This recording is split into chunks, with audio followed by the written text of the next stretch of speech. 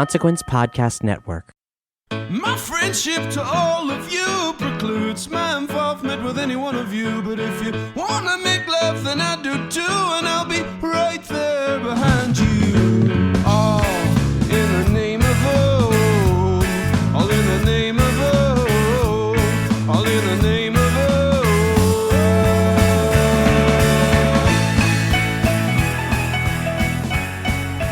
Greetings, constant listeners, and welcome yet again to the Losers Club, a Stephen King podcast. Well, I'm Rockin' Randall Colburn, and it's opening day here on the Losers Club podcast. We're opening up for business. We're open up to for business? talk about a little book called Needful Things. A little book. It's a very large book. Understatement of the pod. Again, I'm Rockin' Randall Rusk Colburn. Oh. I had to go back and add that, even though I already said my name. Oh, I have your Sandy Koufax card. Thank you, here. sir. You like it? Time to look get like my your shotgun. soul. Do you have a shotgun as well? To me. could your pinky toe fit in the... God. Oh, that's awful. We're laughing about it. I know. We will have to see what each of us would buy from Needful Things. absolutely. Absolutely. Who's sitting across from me? This is Michael Sheriff Pangborn Rothman. No play on anything? no play whatsoever. I just love Pangborn, and I would like to be the sheriff of this castle. Of the podcast? I don't know, not the podcast, but I don't think I would even want to be the sheriff of this town, so I don't know why I'm choosing him. So why don't you be a sheriff of Chicago? I hear. Oh, yeah, that would be fun. I'm not going there. Real great time. And who is sitting to my right? This is Mackenzie the Mad Rocker Gerber. Ooh, that's a good one. Another Rusk throwout, if you will. Excited to check out the shop. And who is joining us from across the country in Missouri, I believe it is? Oh, yes, Missouri. Junction City, Iowa, where the book ends. Which is also a little bit of early King's Dominion, also the setting of the library policeman. Oh, interesting. Yeah, just a little morsel of that. So wait, who are you and where are you? I'm Mel Myra the Hog Part 2 Castle, and I'm in Iowa City, not Junction City, Iowa, but close enough to feel the pull of Mr. Gaunt. Well, spoiler alert, that's where he's at. So, He's so in if you haven't Iowa. read Needful Things all the way through, I apologize for spoiling the epilogue of this. Well, this great hopefully story. you're not listening to this episode unless you have read the book, because guess what? It's a book episode. We're going to spoil it. We're gonna spoil all of it. We're going to spoil We're it. going to talk about the whole book. Yeah. What We're if we gonna did talk the about episode? people that live? We're going to talk about people that die. And maybe we'll make a spoiler version, where we don't talk about anything in the book and we just say, it was a really cool book and 800 pages. The town is Castle Rock and people are in it. My book was 900 plus. Yeah, that is It a big. was 690, which is a Interesting. little bit of preview pound cake. Yeah, Just like mine. We'll have to talk about our respective editions, and what better time than now? Holy shit, it's that time. It's that time. Oh my god. Well, let's go around and say how we first encountered Needful Things, and also what edition we're reading. What are you laughing at? I was just going to say, inside the store of Needful Things, sometimes we lose track of time. We do lose track of time. What if there's a hardbound copy signed by Stephen King in Needful Things? I would want it. Yeah. I'd want it. You want that? I would play a prank on someone. Because you wouldn't know what the store Needful Things is like because you haven't read the book yet. So Yeah. you're buying the book at Needful Things. I'm like, this shop owner is interesting. I can't wait to read more about him in this book. and then he'll ask me I think you'll find it riveting. and then he'll ask me to play a little prank on Dan Caffrey. Oh yeah. It's gonna ruin the pot. Ugh. You have to like take his It doesn't have to barbecue. be somebody you don't know or care about. Oh, I guess that's probably true. It'll be So, Dan. Yeah. It'll be Hank. So I was reading the Simon & Schuster edition from, what year is this from? I want to say it's like 2017, but Yeah, it says 2016. oh, it was 1 year off. Pocket Books paperback edition. It's got kind of a green hue. The storm clouds are rolling in, and we see Needful Things. And Seems like there's a sparrow from Dark Half that's on the top there. well, yeah, which is interesting, and that I think it kind of speaks to. I had a moment later, this cover kind of speaks to a bit of King's Dominion that I think I might speak to later. So it's pretty cool. Anyways, I am wildly excited to talk about this because Needful Things I first encountered when I was probably 14 or so, and this book was such a surprise for me because I didn't know much about it at all. And I remember I just went to the local bookstore, the local Walden Books, and where I went and got my kingies, and When you walk into the Walden Books, you're like, back for Stevie. back for Stevie, and I, of course, sir. And then it's Leland Gaunt, and so he's slumming it in Walden Books. Looks like there's no room for my stole Needful Things. I'll take over Walden Books. there's no locally owned businesses anymore. No, I have to no, look- no, malls for have those taken of you over. that don't know what Walden Books is, it's basically like Barnes and Nobles, but about an eighth of that. Yes. That would be in basically every mall that you'd ever. I loved them. Went to. And but I remember I just went, and it was at that instance where I had read most of the Kings that I had heard of, and that like the ones that everyone tells you to seek out.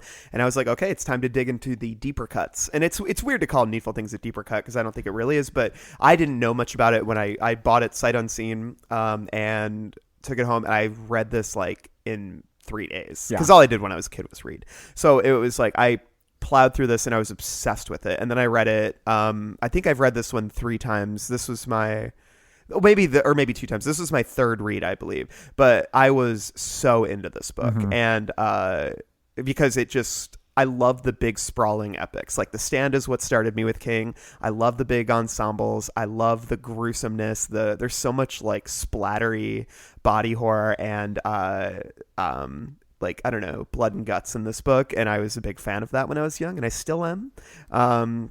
So yeah, it was a book that that meant a lot to me. I totally destroyed my version from when I was a kid. I read it so many times it literally like the glue unmelted and it fell apart. And the current version I'm reading was also falling apart. So it's a book that meant a lot to me. I lost my original edition from when I was a kid because I didn't lose it; it fell apart. And then I bought another one. I remember when I was like in college and I wanted to reread it, and then I got it from like the local library. They were having a sale, and I bought like a paperback, and then I lost that version. I don't know how. And then I bought this one on Amazon.com from local. It was like one of the used versions. I wasn't going to buy it. It's interesting how we're seeing the evolution of bookstores within your introductions to Needful Things, where it's like, it started out, with a nice little store called Walden Books, and now we're owned by the corporate overlords of Amazon, which it's true. The modern day Leland Gaunt. Although I like the idea of him being kind of ousted by giant online corporate and being like, now I run a Spencer's Gift. Spencer's Gifts. I just love the idea of Leland Gaunt like wearing a shirt that says "The dick don't suck itself" or something. Standing next to like a neon sign or something like that. Like a poster of like a bikini babe. I think I have that Birds of Prey tank top right over here. Do you watch Invader Zim? I might have something that interests you. I'm very perturbed by the fact that there's no Funko of me.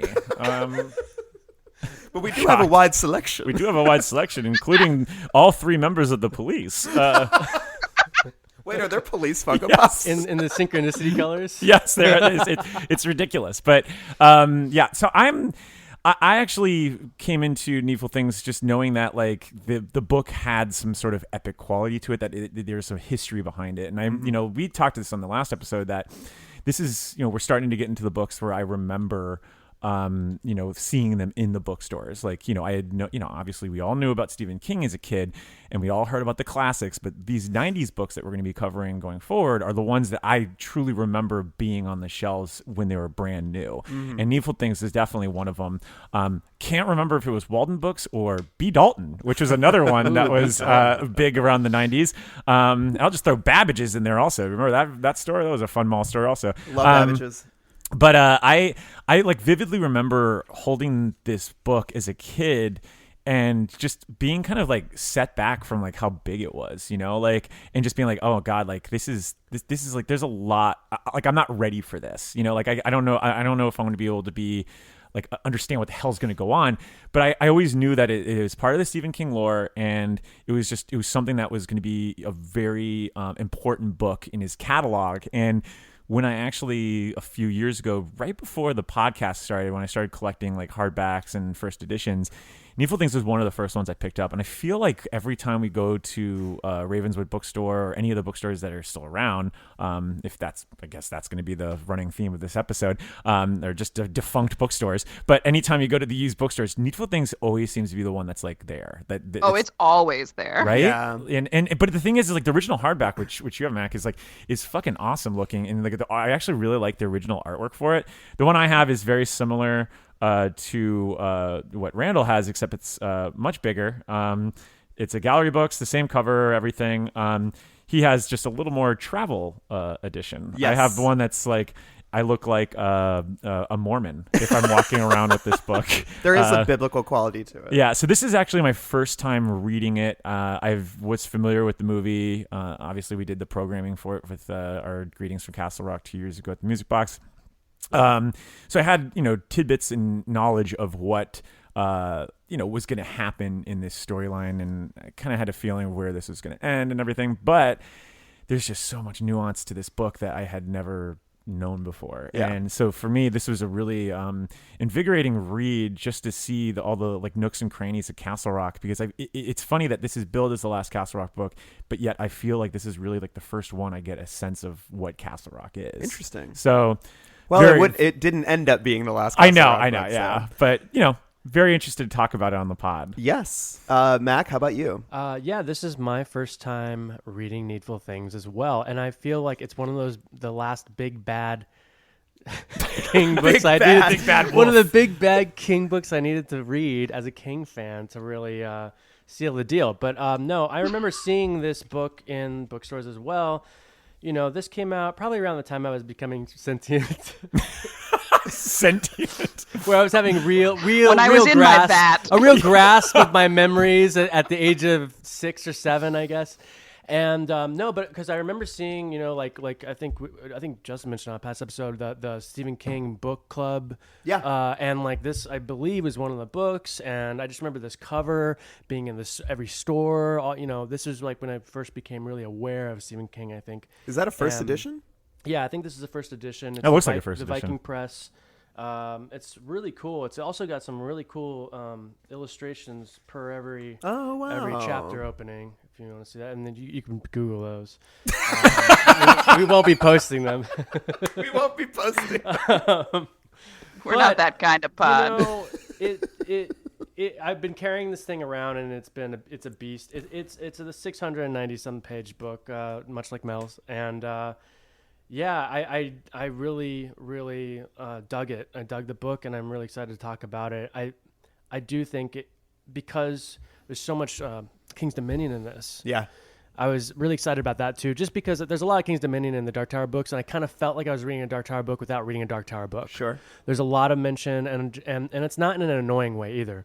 But I'm excited to talk about all that. And yeah, Mel, what about you? I also have the Viking first edition. It's from the Iowa City Public Library. Nice. And I have a funny, I think it's cute story behind my first exposure to Needful Things, and that I also own, this giant hardcover Viking first edition. I bought it about 8 years ago at a local craft fair, because it's not actually a readable book. It's a book that's been hollowed out into a book box. Oh, wow. So it looks like a book, but you open it and it's where you can stash your needful things. So I bought the book as a box before I could read it. And it looks very at home with the rest of my Stephen King collection. And so no one would know that when I lived in Chicago, it's where I put all my weed, which I can say now. I say, do you keep your It's foxtail in legal. there? Now I use it for other things that shall not like be mentioned. heroin and Like mescaline and, Yeah. Your It's my, crack. yeah, it's my or maybe baptism some of sack. that Ace Merrill cocaine, but Hey, he loves his that's- root toot juice loves or whatever his the fuck he China calls White. it. God. Or Panama. So I've owned Needful Things for many, many years, but haven't been able to read it until before this pod. And I agree that the edition is really beautiful. I even just like the cover art and how it extends to the back with a view down the street of Castle Rock at dusk. I think it's really really cool. And there's a shadow at the door of Needful Things. I wonder who if that's that could Leland be. Gone. I wonder if it's Leland gone. I think it's Pangborn leaving. Yeah, I Yeah, think it's definitely Pangborn. It's like, where the hell is Maybe this it's Hugh Leland Priest guy? leaving. Why don't Mike? Why don't you read the synopsis that you sure. have with your book? So just in case, just to refresh your memory on what Needful Things is about. Sure. The town of Castle Rock, Maine has seen its fair share of oddities over the years, but nothing is as peculiar as the little curio shop that's just opened for business here. Its mysterious proprietor, Leland Gaunt, seems to have something for everyone out in display at Needful Things. Interesting items that run the gamut from worthless to priceless. Nothing has a price tag in this place, but everything is certainly for sale. The heart's desire for any resident of Castle Rock can easily be found among the curiosities. In exchange for a little bit of money and, at the specific request of Leland Gaunt, a whole lot of menace against their fellow neighbors. Everyone in town seems willing to make a deal at Needful Things, but the devil is in the details, and no one takes heed of the little sign hanging on the wall, Caveat Emptor. In other words, let the buyer beware. Buyer beware. I think that's a good synopsis. I think it sums it up. Yeah, Why don't we talk about? I think the history of this book is super interesting. totally. Yes. Don't you see? Don't you see how clear it all is? Not only can you see the future, I can change it. You can change it, exactly. Started writing it in 1988.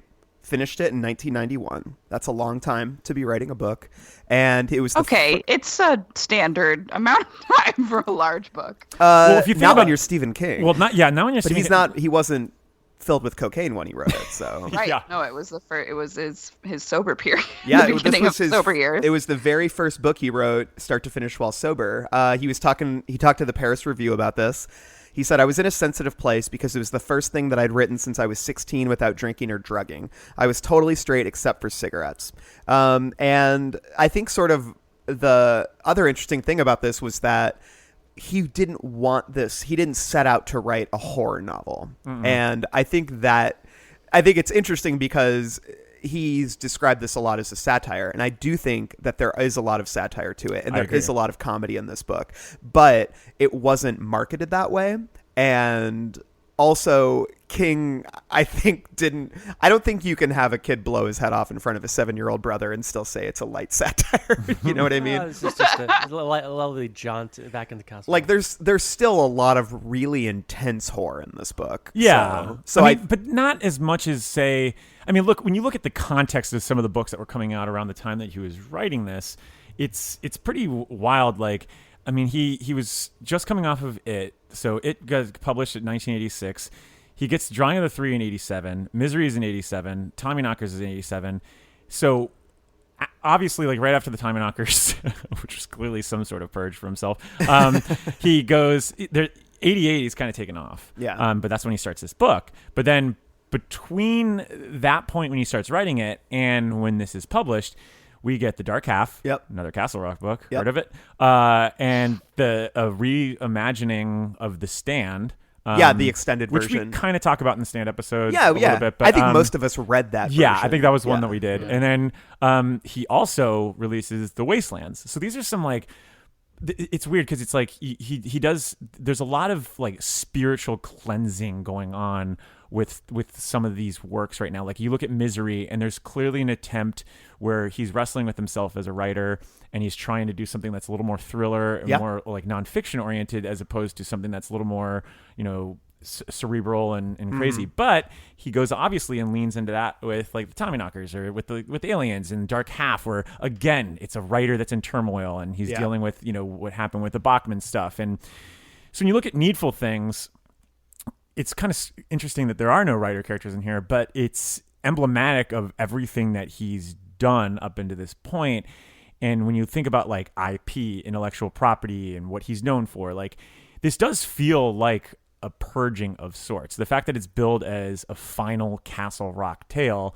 And I think he probably associated Castle Rock with like the horror aspect, because Dead Zone, Cujo, Dark Half, like, and obviously like even Sundog and other stories where he's referenced it, it represented an era of his writing, and I think he wanted to move on from it, and I think this was his way of very bluntly saying that. And then his next couple, go ahead, Mel. In that way, I think it really is, even though it says right on the front, the last Castle Rock story, like it represents such a turning point and a new beginning, like in the meta commentary sense of his sober status. It reads to me like such the antithesis of Tommyknockers from like a structural and plotting standpoint. You can tell that he's seeding things really, really early that he's actually going to deliver on later, instead of just delving into this morass of like ideas that is more of a bog than an evenly paced thing. And I think that approach also has its own drawbacks, the approach of this book. But it was really interesting to me to think about.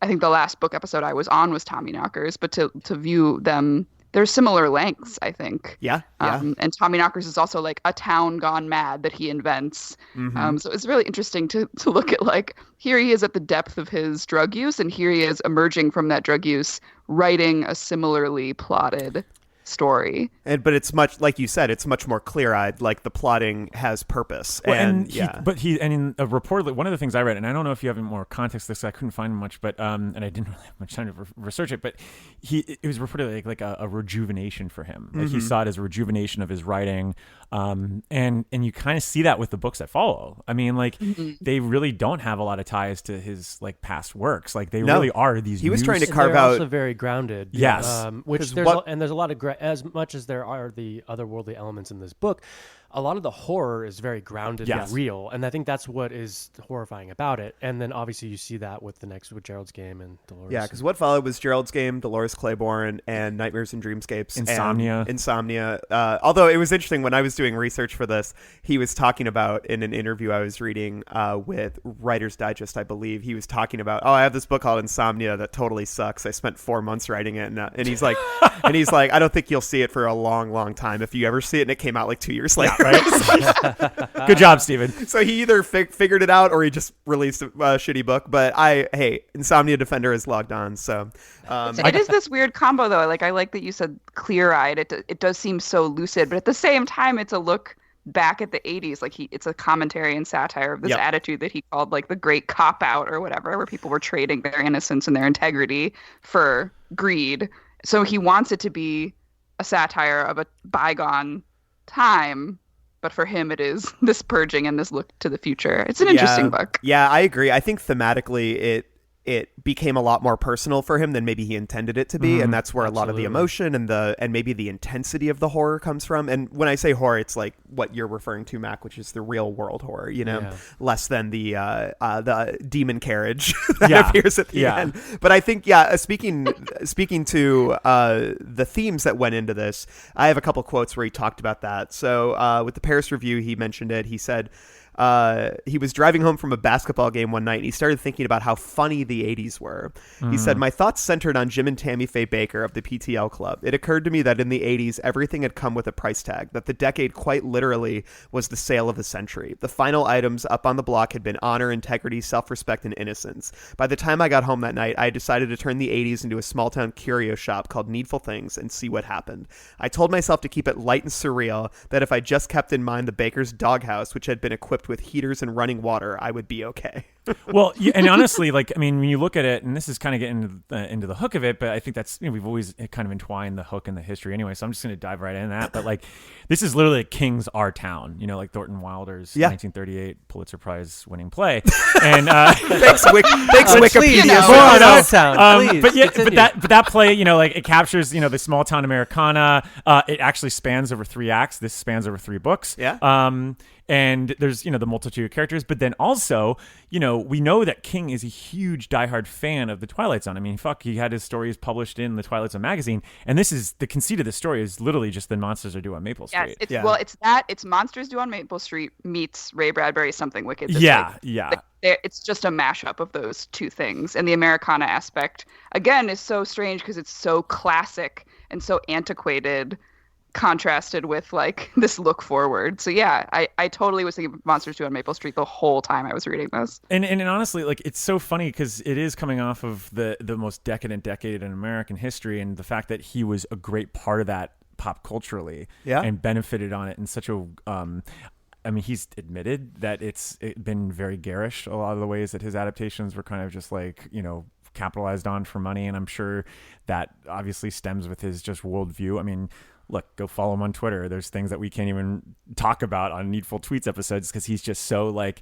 he looks over this country all the time. And you can see that in this book. I mean, you got the consumerism greed, you get the, and how like, our own identity and our well-being is tied to the goods that we have. You get the stuff about possession, you get the like the how like we don't live a successful life unless we have the things that we adore and the things that we need, and like and how that translates to society, and the way that you can like even weaponize debt. With like the guns being this like huge metaphor of just like what you owe to this, to the creditors, the company, and stuff like that. So, and there's even commentary that he has towards the end with like the 24-hour news cycle that's starting to spawn at the time too. So, it's interesting that this is like his first. It seems for me like he's always had obviously colorful commentary about the world at large, but this does feel like the beginnings and roots of his Twitter account sometimes, because like he does wield in these ideas and like lines about society. Well, it feels so prescient in ways that, I mean, look, this book is ridiculous, and I think I'm a little less fond of it than you three are, but we'll get into that. I'm excited, right, yeah. Yes. But I do think But that it is objectively when, ridiculous. Yeah. there are moments when Keaton is talking about like the persecutors and Yes. feeling that he is persecuted that are very prescient to me. Like it's like, playing out in the age of no Twitter and no cell phones. Like, here is this incel in this town. Yeah, I literally wrote in all caps QAnon next to his name in my notes, because when he talks, and chemtrails too, because when he talks about like the light in his garage or his garage door opener like is poisoning him or something, I'm like, this is literally like chemtrails culture, Yeah. I mean, and honestly though, it's like it's in every little bit of word and advice that Gaunt gives out. I mean, like even as early as like 30 pages in, I mean, Gaunt literally says, like, he's talking to Brian about the story. He's like, it's a little everything. That's what a successful business is all about, Brian. Diversity, pleasure, amazement, fulfillment. What a successful life is all about, for that matter. And I could go on and on with like different quotes and stuff like that. That literally, if you pull them out, like they could just be like Twitter, tweets that just say like message. So We got to start Gaunt's Twitter account. We should do that. Yeah. Oh my God, that'd be a great. And then and he talked. So what was wild was this book was not just, it wasn't a critical success, and it was a commercial success in the sense that all King books are commercial successes, but it was his first book in many years to not land at #1 on the New York Times bestseller list. Really? And it was beaten out in the top position by Scarlet, the sequel to Gone with the Wind. Oh, everyone was waiting around. Nothing's gonna. I didn't even know that book existed. I know. It says it never reached #1, making it the first King book since his Bachman Books collection to fail to do so. It debuted at #3 on the paperback list and never rose any higher. The reviews were terrible. The New York Times weighed in with a snotty piece by Joe Queenan that took it as a given that King was a hack. This is from Grady Hendrix's great reread of King, and Grady Hendrix also hates this book. So, but he said Joe Queenan in the New York Times said, "Big, dumb, plotting, and obvious," while People magazine wrote that it was page after page of death by numbers exercise. Publishers Weekly liked it, saying it ranked amongst King's best, but I think King was definitely really put off by this, and I think he began to doubt the book. And he said, some years later, he said, "The reviews called it an unsuccessful horror novel, even though I had assumed everybody would see it as a satire. Over the years, I've come to think that, well, maybe it just wasn't a good book." But I think he maybe I think he found renewed confidence in it later years, because in a later interview he spoke to Time and he said, "Of all the books I've written that have gotten lousy reviews, and there have been some that have, I would say I'm most disappointed in this one." And he's talking about Needful Things, just sort of missing the mark critically. "The idea for that book came all at once. I thought, what if somebody came to this town and forced all these people to do nasty things like pranks to each other to get things that they really wanted? What it turned out to be, I thought, was a satire of the whole Ronald Reagan ethos of greed is good, consumerism is good. To me, it was a hilarious concept, and the way that it played out was funny in a black comedy kind of way. It really satirized that American idea that it's good to have everything that you want. I don't think it is. So, yeah. But there's a really interesting gray area that I'm finding here where, you know, and it's tied to nostalgia, because most of the items that are being sold in the store aren't necessarily, you know, these they're not like lucrative big screen things, TVs, with the exception of, you know, like Danforth, Keaton and stuff like that. But like there are these things that are tied to some sort of emotional construct in the past. And then you have that coupled with the fact that like there seems to be this like deterrence to change, you know, like we're terrified of change. And that goes back to like even with Salem's Lot, which is, you know, I think there are a lot of parallels to be made between these two books, because, you know, clearly Gaunt, just like Barlow, is, you know, an outsider that's coming into the town. There's some sort of xenophobia that's attached to that. I mean, for Christ's sake, they don't even accept Pangborn as the new sheriff because they keep comparing him to Bannerman. And like this is a town that is so rigid against change and stuck in the past. But at the end, I don't know if there's this really interesting gray area that he discusses where he's like, you know, sometimes change can be bad though, and sometimes change can be good, you know, and you see that in Pangborn because, you know, he ultimately leaves and he's like, well, it's not my town anymore, and he's still the hero, you know, and at the same time, it's like, well, what are you trying to say here? You're trying to say that like, you know, we have to, you know, respect nostalgia while also kind of adhering to the change too. So there's a lot of like wrestling that he's going on with that I don't think that King ultimately finds a landing on those themes, but I think it's stuff that like it's worth chewing on, which I think is actually better. You know, at least more timeless, you know. Are we on the hook now? We've been, you know, mixing it up. We've been on the hook. Okay. Yeah. I think one of the bits of ambiguity in the same sense that was very frustrating to me, Mike, was the idea of how much personal responsibility plays into the downfall of the town. Yeah. I think Gaunt comes in and is supposed to be a temptor that people are able to resist. And so the monsters being due on Maple Street conceit is that we ruin ourselves, right? It's our own lustful and greedy natures that bring us down. But Gaunt's power is so massive, overplayed. Like he's literally hypnotizing people that I think the themes get really murky for me at points where I'm like, just how much of this is evil coming in and controlling people, and how much of it is you had a choice, right? Well, yeah, and I think a lot of it kind of even ties a little bit to The Stand, in the sense that there's, and this is something that we discussed with like Nadine, in that I feel like King likes to kind of find the pure souls, and it's those pure souls that are able to endure over the evil. I mean, because like you look at it in like Pangborn and Polly and even Norris Ridgework to a certain extent, that there's this like purity that comes out, and they're able to kind of champion over even the sort of hypnotizing forces. Like throughout the whole book, you know, obviously like every character falls to the whims of like, you know, Leland Gaunt's control and stuff like that. But at the same time, it's their purity that is able to kind of like usurp it, you know, like to surpass it. And I'm wondering if like there's some sort of commentary there that says like, you know, like those that are pure are going to be able to kind of pass through even. Well, I agree, but the whole idea of purity is so like nebulous. Like what is that? Because then you look at Brian Rusk, who's a sweet kid, and his purity couldn't save him. And I think what's really interesting is I think he was in a way with Brian's character, maybe fucking with his legacy a little bit, because he has such a history of writing strong children who can overcome evil through, you know, love and imagination and stuff like that. And I think he begins the book with Brian. So I think that there is this sense that, oh, this kid is going to be one of our heroes. And then not only is he not one of the heroes, like he literally spirals into a deep depression and blows his head off. Yeah. And it's like, because he can't handle the guilt. Yeah. And I loved that, because to me it read like, and I might be teasing too much out of it, it read like Brian as a child has not mastered the delusional doublespeak necessary to be an adult and like purchase these things and explain them away and explain your guilt away. Because he's a kid, his mind just isn't equipped to do all of that sort of self-deception, and he has to commit suicide rather than like, he's just not mature enough. And maturity in this sense means living in America where you have to fool yourself every day into thinking that you're a good person, even though you're clearly like doing some fucked up shit. Yeah. So that might be me teasing stuff out a little bit more than is in the book, but that's what I No, I agree with you, Mel. I think I like to Randall's point too.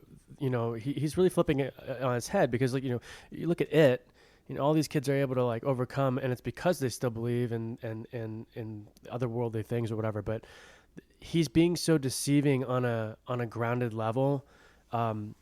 You know, just by having just the pranks and stuff like that and all these things. It's not like Mr. Gaunt just came. If he just appeared to him as the devil, and, you know, you know, it's like he works him in such a way that he can't even grasp it. So he goes into that dark depression so quickly, and it's disturbing as hell, I think. Well, it is such an adult, like, I mean, the idea of commerce and the idea of ownership, like, these are adult things, like what you were saying, Mal, like, there is this self-deception that, you know, of convincing yourself that your greed is good and that this item is what satisfies me and makes me whole, which I think is super interesting. And I think for me, and, like, you know, King touches on this whole concept of want versus need. I think I think that he really is trying to connect all the dots thematically, like in the last couple pages, because I think that he... Oh, you mean when Polly and Alan are just yelling what the book is about? Yes, at each exactly. other? Exactly. And although I will say that, like, I do find the concept...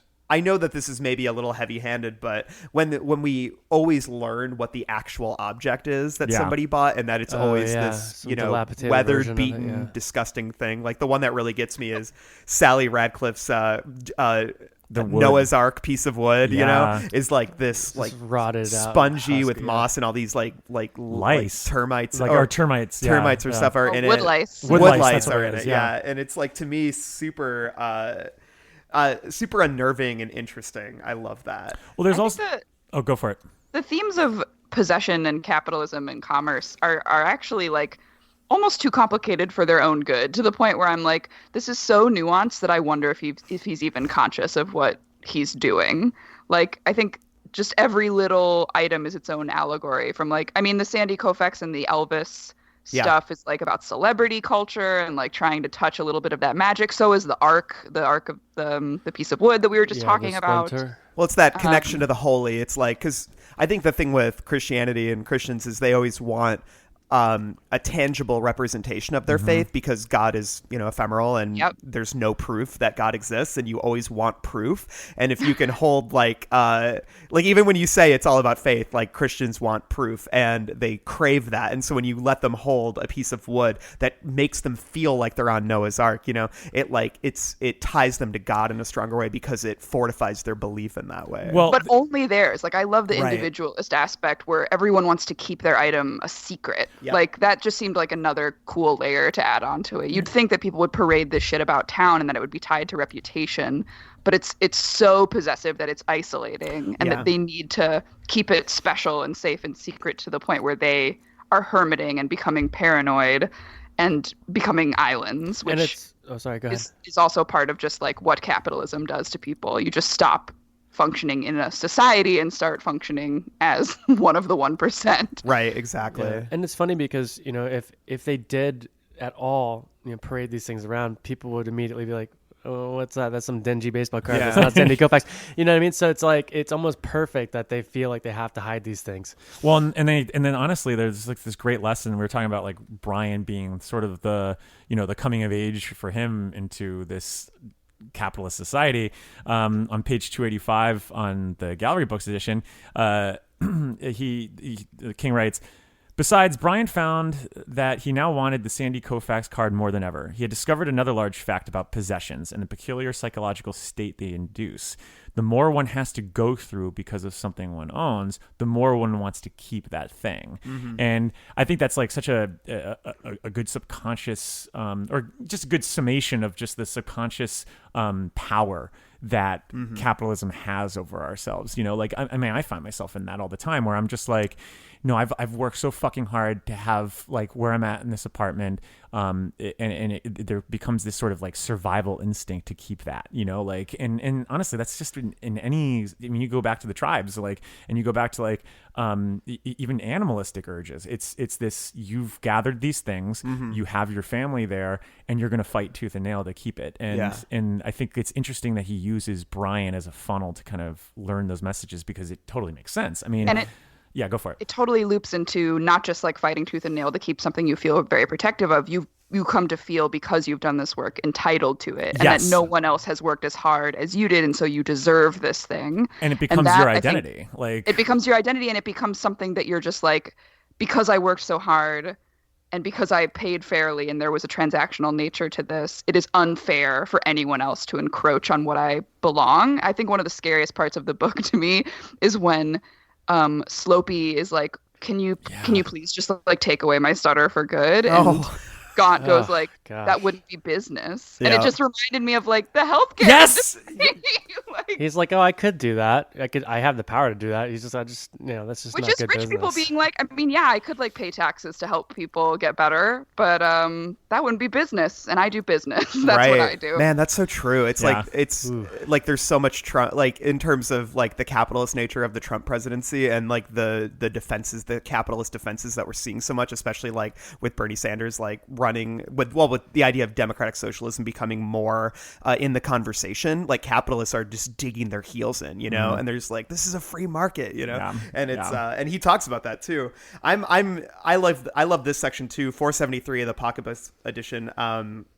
It's really on the nose, but I kind of love it, and it kind of gave me a little chill when I read it. And it's when he's talking to Ace in the store, when he meets Ace for the first time, and he says, perhaps it isn't even a book at all. Perhaps all the really special things I sell aren't what they appear to be. Perhaps they are actually gray things with only one remarkable property, the ability to take the shapes of those things which haunt the dreams of men and women. He paused, then added thoughtfully, perhaps they are dreams themselves, which is so on the nose. It is. But I love it. The whole book is like that. The whole book reads like a parody of itself, especially after watching that Rick and Morty episode where the devil literally just has a story called Needful Things. Like, it's not even a parody. It's like, we're just gonna call it Needful Things. But even like on page 319 of the Viking Press edition, he says things like, he doesn't really care about this taking the souls, but like if he can bag his limit, he will. Like it's like he's just getting all of this stuff. It's like it doesn't even matter anymore, but he's still buying. You know what I mean? Like he's still purchasing these people's souls, but he doesn't care. No, he's just doing it because he it's like what he does. It's just weird. Well, I liked that, but then it's sort of like punctured at the end when it turns out he really does care about the souls. Like he's almost as bad as everyone else. Right. He like made a transaction and is really attached to them. Well, I think that's the irony is that he's that, in the same sense that like with those in the town that are so possessive what they have, he is also. Right. As soon as he's threatened, he realizes he's no better than anyone else. Yeah. I mean, because honestly, like you see it in like Oliver Stone's Wall Street, or even its sequel, Money Never Sleeps, starring a young Shia LaBeouf. Like there always this question is like, when's enough enough? Yeah. And it's just like, well, no, like there isn't enough. I have to keep doing this. Like, it's part of the nature now. And then he sets up shop in another town. Yeah. Gordon Gekko sets up shop in another.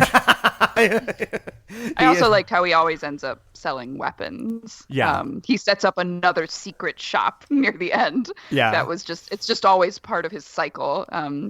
That gave me a little chill, even though it was also on the nose like the entire book. Well, because there's another one. I just kept thinking of, have you all ever seen Don't Be a Menace to South Central? Oh, I love that movie. Whenever there's any sort of like theme, like Damon Wayans just comes up and is just like, is it Keenan Ivory Wayans who directed this like message? And like I kept like literally there's like on my book I just like wrote like every time they do it, like on like page like 638, like there's just he goes into these meditations that are coming from Gaunt, but they're clearly coming. I mean, it's obviously just King just like creating, like basically writing an essay, and it's just like the goods which had attracted the residents of Castle Rock, the black pearls, the holy relics, the carnival glass, the pipes, the old comic books, the baseball cards, the antique kaleidoscopes, were all gone. Mr. Gaunt had gotten down to his real business, and at the end of things, the real business was always the same. The ultimate item had changed with the years, just like everything else, but such changes were surface things, frosting of different flavors, and the same dark and bitter cake, which actually, I think that's a pretty great line. Yeah.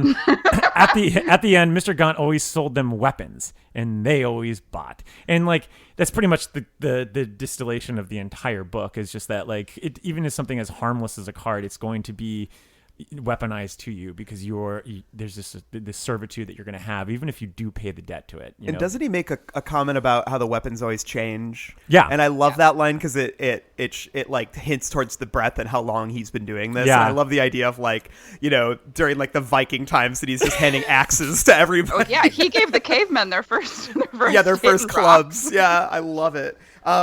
Similarly, I like cackled when I read this because it sounded like Twitter in some ways, and but it's again on the nose. But page 927 of Pocketbooks when Alan won't give him the souls in the valise.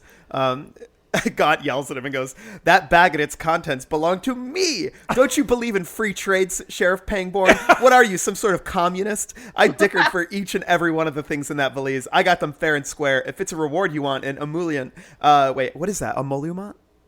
I don't know that word.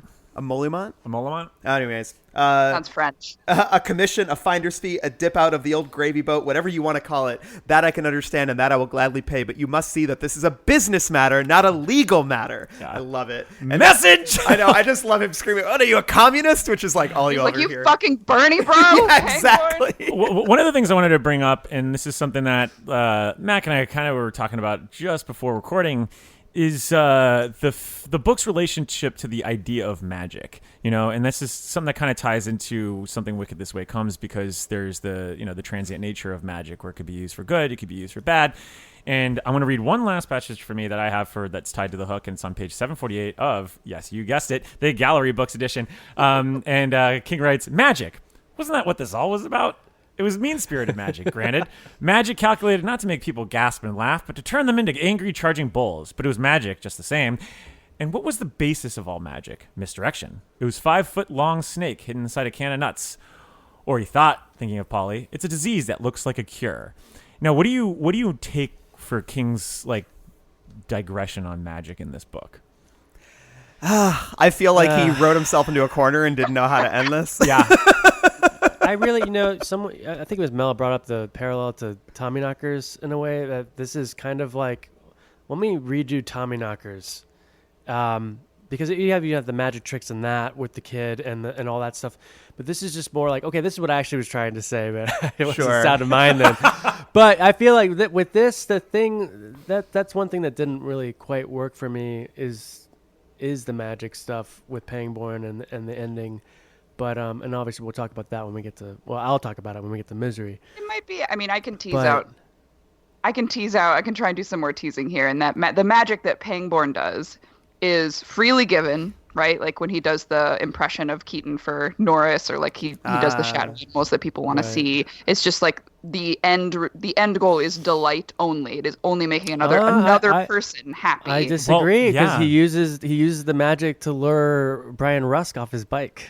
Yeah, and then Brian Rusk goes and kills himself because of the magic. No, I'm just joking. I know it's not just because of that. Brian Rusk is way too far gone in the black magic of commerce. I see. Well, yeah, I mean, if you want to talk about purity, yeah. I think the idea of doing magic tricks for fun is just for the delight of other people, like Mel is saying. I think that's actually a pretty interesting read. And he won't buy his son that toy because he's like a fool and his money are soon parted. And his wife is like, no, just let him be a kid. Let him enjoy the magic. Yeah, he'll only be young once, I believe she says. Yeah. Not about business. Yeah. I mean, to be fair, I wouldn't let my kid buy a snake in a can thing. I mean, I'm not going to have kids, but if I did, and they were in a magic store and that's the magic trick he chose, I'd be like, what's wrong with you? After reading more this, imagination. After reading my this, parents bought me one. Really? Yeah, I loved it. So after reading this, I'm putting one of those in every room. Oh, fun! In my house. Real quick, I wanted to talk about. I thought Polly's arthritis was also a really scary force in the book, and the way it's written is so visceral. It just sounds so awful, and I didn't like how it felt to me at a cop out at the end when she's like, "Actually, you know what? It's not that bad." Yeah. But I mean, compared to everything else, maybe, but. Compared to a giant spider. Right. If we want to look at it from a healthcare perspective, we can do that. But I also think it really she was a really good stand-in for the cycle of poverty that you can't get out of. Like her whole history was being free from her parents, but also living in this like awful housing, and like her child dies because she just like can't be in 7 places at once and make enough money for them both. And the way that her arthritis works is she eventually starts thinking like I would do anything to be free of this. And it just reminded me of like the desperation that people get when they're poor, when they don't have the means to escape a horrible situation, and it's self-perpetuating. And so of course you fall victim to the real Leland Gaunts of the world. I liked her. Well, I did too. I actually think Alan and Polly's relationship is one of the best relationships King's constructed. I have a question for you, Mel, though. Based on with the arthritis arc and what it means spiritually in conjunction with the hook, at the end, when she ultimately says, like, I wanted so badly for this pain to be gone, Alan, that was what I wanted, but I don't need it to be gone. I can love you and I can love life and bear the pain all the same time. I think the pain might even make the rest better, the way a good setting can make a diamond look better. It's kind of like, I always bring up the line from the great Cameron Crowe. Vanilla Sky. Sky. You can't have the sweet without the sour. Yeah. Is that Jason Lee? What is your read on that conclusion, Mel? I think he needed to end the book. Like, I really wanted him to take on. I really wanted him to take on the stakes that are presented to us, which is that this makes her life a living hell. Like, she has this man that she loves, but the pain really does overwhelm her a lot of the time, and there doesn't seem to be a cure in sight. There doesn't seem to be any relief in sight. And how do you reason with that? Doesn't Nettie or someone say that, you should probably get a surgery soon? I think there's a way out, but she might not be able to afford it. Yeah. And that's another thing with this. I think actually the way out is her abdication of pride, right? They should have brought that back. She's too prideful to go to the doctor. Yeah. And now maybe she is willing to set aside that pride and pursue some experimental treatment. So I think there could have been something carried through there, and I like the theme of pride with her. But I do think at that point in the book, I was like, oh, come on, like, we know it's more than just kind of bad. We know it's debilitating. Well, and like King just delights in the way you can tell he's having a blast writing about the arthritis because he just the various descriptions of it are. I have a lot in the cemetery section because it is just it's always about like broken glass and shit like that, like in your hands, and this that was some of the most visceral passages, I think, was just reading about her arthritis. Well, and she's also such an exception to the rule, because like her possession that she does get at Needful Things is a physical manifestation, like, I mean, all the other ones obviously have some sort of spiritual influence on those who buy them, but with her it really is like, it's not about the necklace, obviously it's about the cure, and there is like something really tragic about that. And like, I mean, it's the point where she's like talking about how like she'd be better off, like she'd be like okay chopping off her hands. And so but there is like a weird narrative level that's a little higher than what we get with it. It feels less surface level than what we get with most of the other characters, what they get from Needful Things. Well, there is sort of a lack of consistency, like in this book, that I'm willing to forgive because I think it's really fun. But I think it speaks to what Mel was saying, where there's a thematic murkiness, and I think there's also at times, how much power does Leland Gaunt have? And I think he is almost at times omniscient. It's he can speak through cassette players that aren't plugged in. He can manifest footage of. He can see the future. Yeah, he can see the future. Like, you're gonna have so much fun in that news vannies. Yeah, and like it's like he can manifest footage of the night Alan's wife died. It's like, but then he also can hypnotize people. He can also change like the way people see things, the way people see him, and at times it just seemed, and then obviously just the foretelling of how every single prank would impact the other. I love the plotting of it. I think it's so fun. It's like a, to borrow the overused phrase, it's like a Swiss watch. Like there's all these little moving parts. Yeah. But I think King also is aware that it's almost absurd for everything to click together perfectly, which is why, and King does this a lot in his later works, which I think is interesting, which is he shows the flaws in the villain's plan, even when they are really powerful. Like one thing I really even like, early on. I mean, they foreshadow that he oversights all the time. Yeah. And I love that at the end that does come up. Like you fucked up, dude. Yeah. Like you got the seatbelt wrong, I think but it did feel like King got so lost in how cool he wanted Leland Gaunt to be that he forgot about the personal responsibility aspect, which I think is manifest perfectly in the end with the battle of the churches, when for the first time it's not just a note, it's not just like these clues that anybody could have left. We actually hear voices that seem to be coming from the other party. Like a woman's voice is like, like, we did this, you fucks, or whatever. Yeah. And Oh, that's yeah, the first yeah. time Gaunt has like thrown his voice or like done something that would imply like actual proof. Whereas I think it's scarier if these people again are just kind of going after their neighbors based on nothing but a note or nothing. Well, but I do that think, voice though- is someone though. They explain that Gaunt tells one of the women to go there and say that, yell that out in the church pews. It's not Gaunt's voice. Oh, I don't remember that. Yeah, I was curious about that, but there was a point where, because they start jumping back and forth a lot there, Yeah. and it gets really muddy. But there is one of the pranks that he has is one of the women go and say the really nasty thing about the Baptists. I don't like that. Just do the notes. Like, Right. it's scarier Yeah. that But the people thing- would turn on each The other. thing is, for- though, that I think that in some cases it does succeed in that Yeah. way. Like in other cases, I think his hand is played too much into it.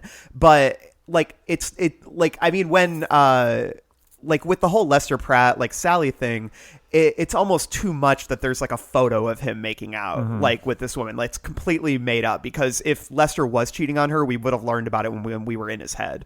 Like, Sorry, I told myself that anytime anyone brought up Lester Pratt, I would say the solid hock and loin. Yeah. I have many Lester Pratt things to discuss later, specifically in Misery, but I'm still. You mean the solid hock and loin? Oh man, but I'll say this though, that I actually think the whole Nettie Wilma exchange is great, because what it does is it capitalizes on petty grievances, and it does show that Wilma's the real villain there, because I think he's almost so sympathetic to Nettie. Yeah. Like, even though she killed her abusive husband and everything, it's like he's so sympathetic to her, and I do think, I like her as a character, but it really is about this inability, especially on Wilma's part, to let the petty grievances go. She wants to like fight with people. She wants to cause these problems. And all it takes for her is the mud on the sheets. Yeah. And then she is ready to destroy her. But we She's do also get like an innately evil, Yeah. aggressive woman. Like, I would have rather seen a fall from grace a little more, rather than like everyone has constantly been talking about Wilma like she's gonna murder them. Oh, she is a monster. Yeah, and but she's I a total think- king construct though too. Though. Yeah. I mean, like Right. there it seems to be there's always one in his books that is just there's, like, waiting to 7 be in here. tipped. You know. I mean, I also think that the Fall of Grace is Rusk is Brian. Yeah. Right out the gate is the first one he preys on as a child. Yeah. It's really, really like, ugh. But even then, you get the sense that majority of the actions are under this hypnotic, like fugue-like state. Because a lot of the times when they are talking, like there's this thing where like they'll mention like, I don't even know what I was just thinking about. Yeah, or that I you know, didn't love. Yeah, because like- it takes, because when it's so much of a trance aspect, it's not really them making those decisions. No. It's Gaunt Right, making exactly. them. But the thing is, in the early going, the trance stuff, I feel like, is more of a thing later. It's like middle ground. Like, It's Brian in the middle is part. very cognizant of the fact that he is going to put mud on her sheets and throw those rocks, and he feels the Right, the right. pit in his stomach, and he considers turning around. He considers all of those things. Like, he is making those decisions, and Hugh Priest too. Like, he's obviously he much doesn't more. even. The same thing with Norris. As it continues, I think it becomes more and more a heavy situation, especially for the adults. Yeah, because they can reason more behind it. But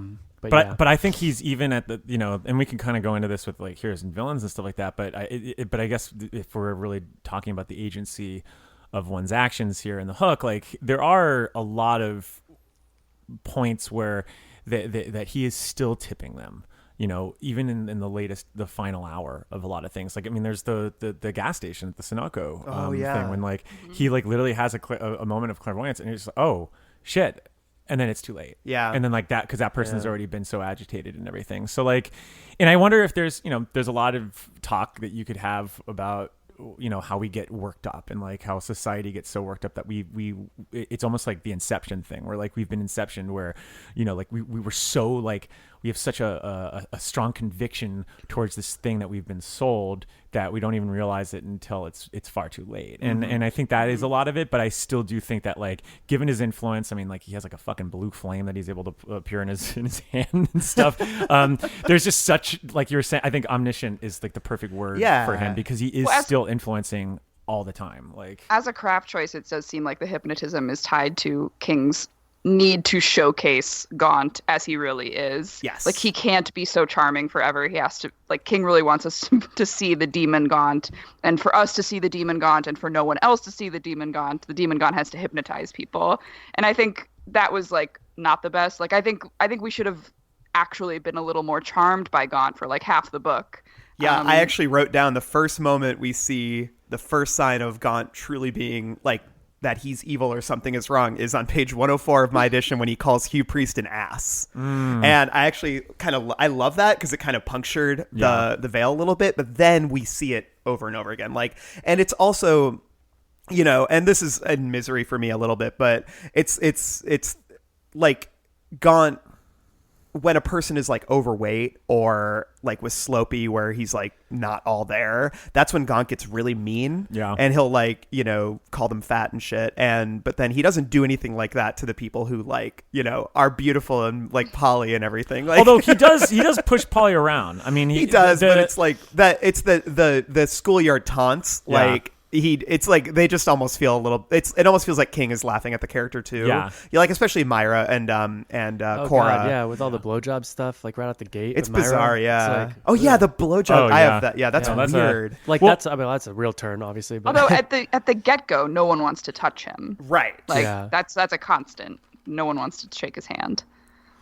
That's true. I mean, I personally would love to shake his hand because I think he's actually a pretty charming guy. I I mean, like, just get personally- this guy some dental work and he is ready to go. Do we want to talk yeah. about? I think we can do a little segue to talk about the structure a little bit. Yeah, I mean that's everyone's real favorite quick, section. real So, quick, Oh, yeah. Small towns, also a theme. Small towns, and it gets really scary when you can't call on the resources of a large city to help you in an emergency situation. well, that's in a the small town. That's actually something I really liked because I always think about how Halloween 4 whenever you involve like state police because it's just like, you know, you're supposed to think, oh, there's the state troopers are coming. There's the cavalry. We're going to be saved or whatever. And in this case, it's like makes it even worse because they have no fucking grip on what the actual like nuances or the town is. And that seems like such a good commentary on just American imperialism in itself too, of just like, oh yeah, we're, you know, the big powerful guys at the top have no fucking idea about anything at the bottom. And it's just going to cause even more chaos. And we see that totally with the state police coming in and they're like,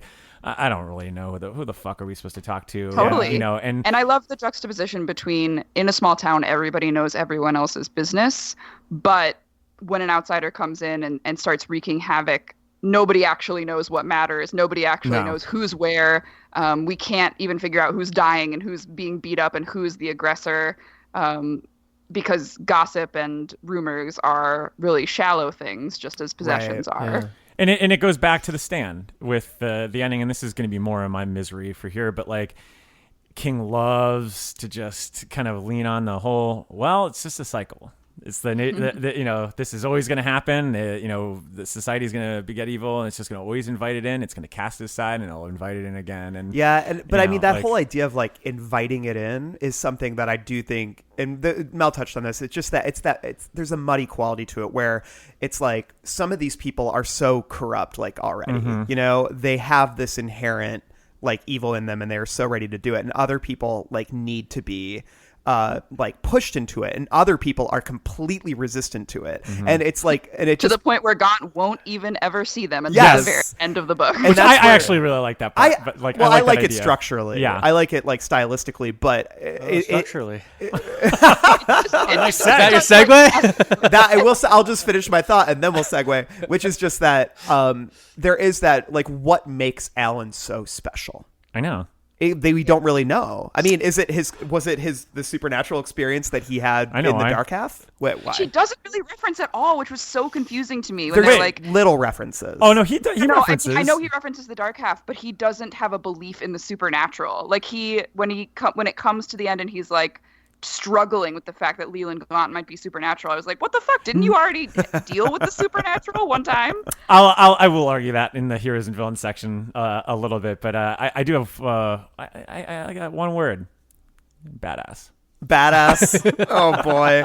On that note, play us a little music to lead us into the structure And format.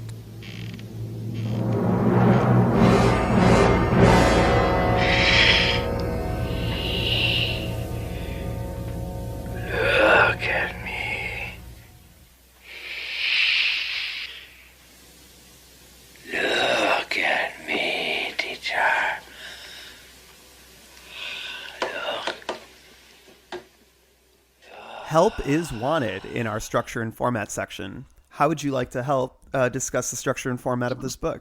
Well, look, I love that you're ready very for good. this. their book ended by a prologue of Town Gossip and an epilogue of Town Gossip, and they're both titled "You've Been Here Before." And in between are three parts: the grand opening, the sale of the century, and everything must go. And that's not a reference to the Will Ferrell story, indie comedy. That was it indie? I think it was like Everything Must Go or something like that. Whatever. Anyway, And then there are chapters, and then the chapters themselves have sections. and they have smaller chapters. And you know, the thing I love about this book that really just kind of shows and exacerbates like the style of King is that there's a momentous swell.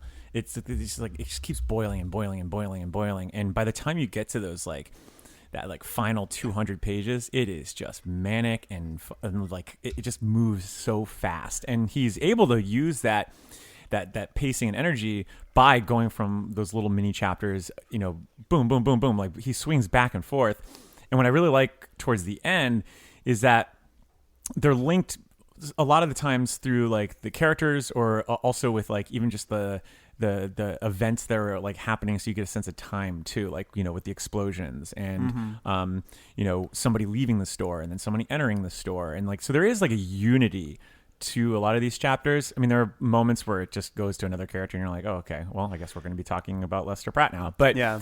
for the most Yeah, part, if like you look at the mini sections, they literally all start with a name. Like a name will be Right. at most the sixth word in. Yeah. But And all they are point of view jumps. and honestly, that does help you like condition your point of view, you know, to get a sense of like not only character but location. Like I feel like this, out of all his books, and especially his like you know, the world building books that he has, like whether it's like Under the Dome or Salem's Lot, The Stand, etc., there is really a good sense of place here. And I actually felt like I understood where all the stores were going to be at all times, and all the people that would be at those stores. So, and I think a lot of it just comes down to the fact that like he was pretty specific on how he was going to wire this all together. So I think like structurally, like this book is pretty sound. Yeah. Actually. Yeah, I also like he uses other, because like I think it's funny about the chapter breaks to me just feel kind of like there's no rhyme or reason to them, because the structure of the book is really about the pivoting POVs and the short chapters and the frantic pace, especially as it keeps going, because the chapters just get shorter and shorter near the end, and it's all about really like moving and flying through that. And so I think what's interesting, it's just like, because like a chapter will start, but then like there'll be like a story, like a couple random stories, and then 5 sections in, then Ace Merrill shows up for the first time. Yes. And I'm like, shouldn't he like be leading a chapter, like as you're introducing a major character? So it's like, I don't really feel like the chapter breaks like have any rhyme or reason. I don't care. It doesn't bother me. I just feel like sometimes he's like, okay, I'm going to start a new chapter now. Yeah, I mean, sometimes there are even chapter breaks within the action. You know, like Yeah. with Ace, you know, going to Cambridge and all, and doing all the deeds for Gaunt. There'll be like, he'll like literally around a corner and there'll be a chapter break. Yeah, it's just strange. Well, But it also help. I think it does help with the pacing. Yeah, I was Yeah. gonna say, because for me, it read like a screenplay. You know, a jump cut to this scene. Like this is also happening right now as this is happening, especially towards the end. And you know, I'm a bit of a slow reader, but it's also, I think the chapter breaks were great for me because I always liked endings like at the beginning of a new chapter. Yeah. So I could always put it down because that's in the next couple pages there was going to be a chapter break. Yep. And I could get there, and then also that helped me push myself because I was always like, oh, but the next chapter is only 1 page, so I can read one more page, and then I kept going, I kept wanting to read more, and I kind of liked that. It was an unconscious thing going on, but I did think that helped the pacing for me and helped me kind of murder the book quickly. I I'm agree. also just not sure how else you could do it when your ensemble cast is like 20 plus people. How else could this book have been written? I also like think, just coming from an OCD like mind, and you know, I edit text every day for my job.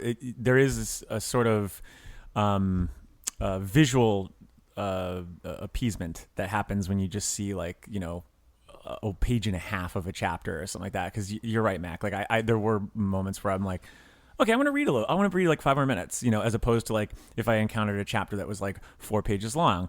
majority of like all the Catholic versus Baptist parts, where Yeah. you're just like, you get these like sprawling long action, digressions.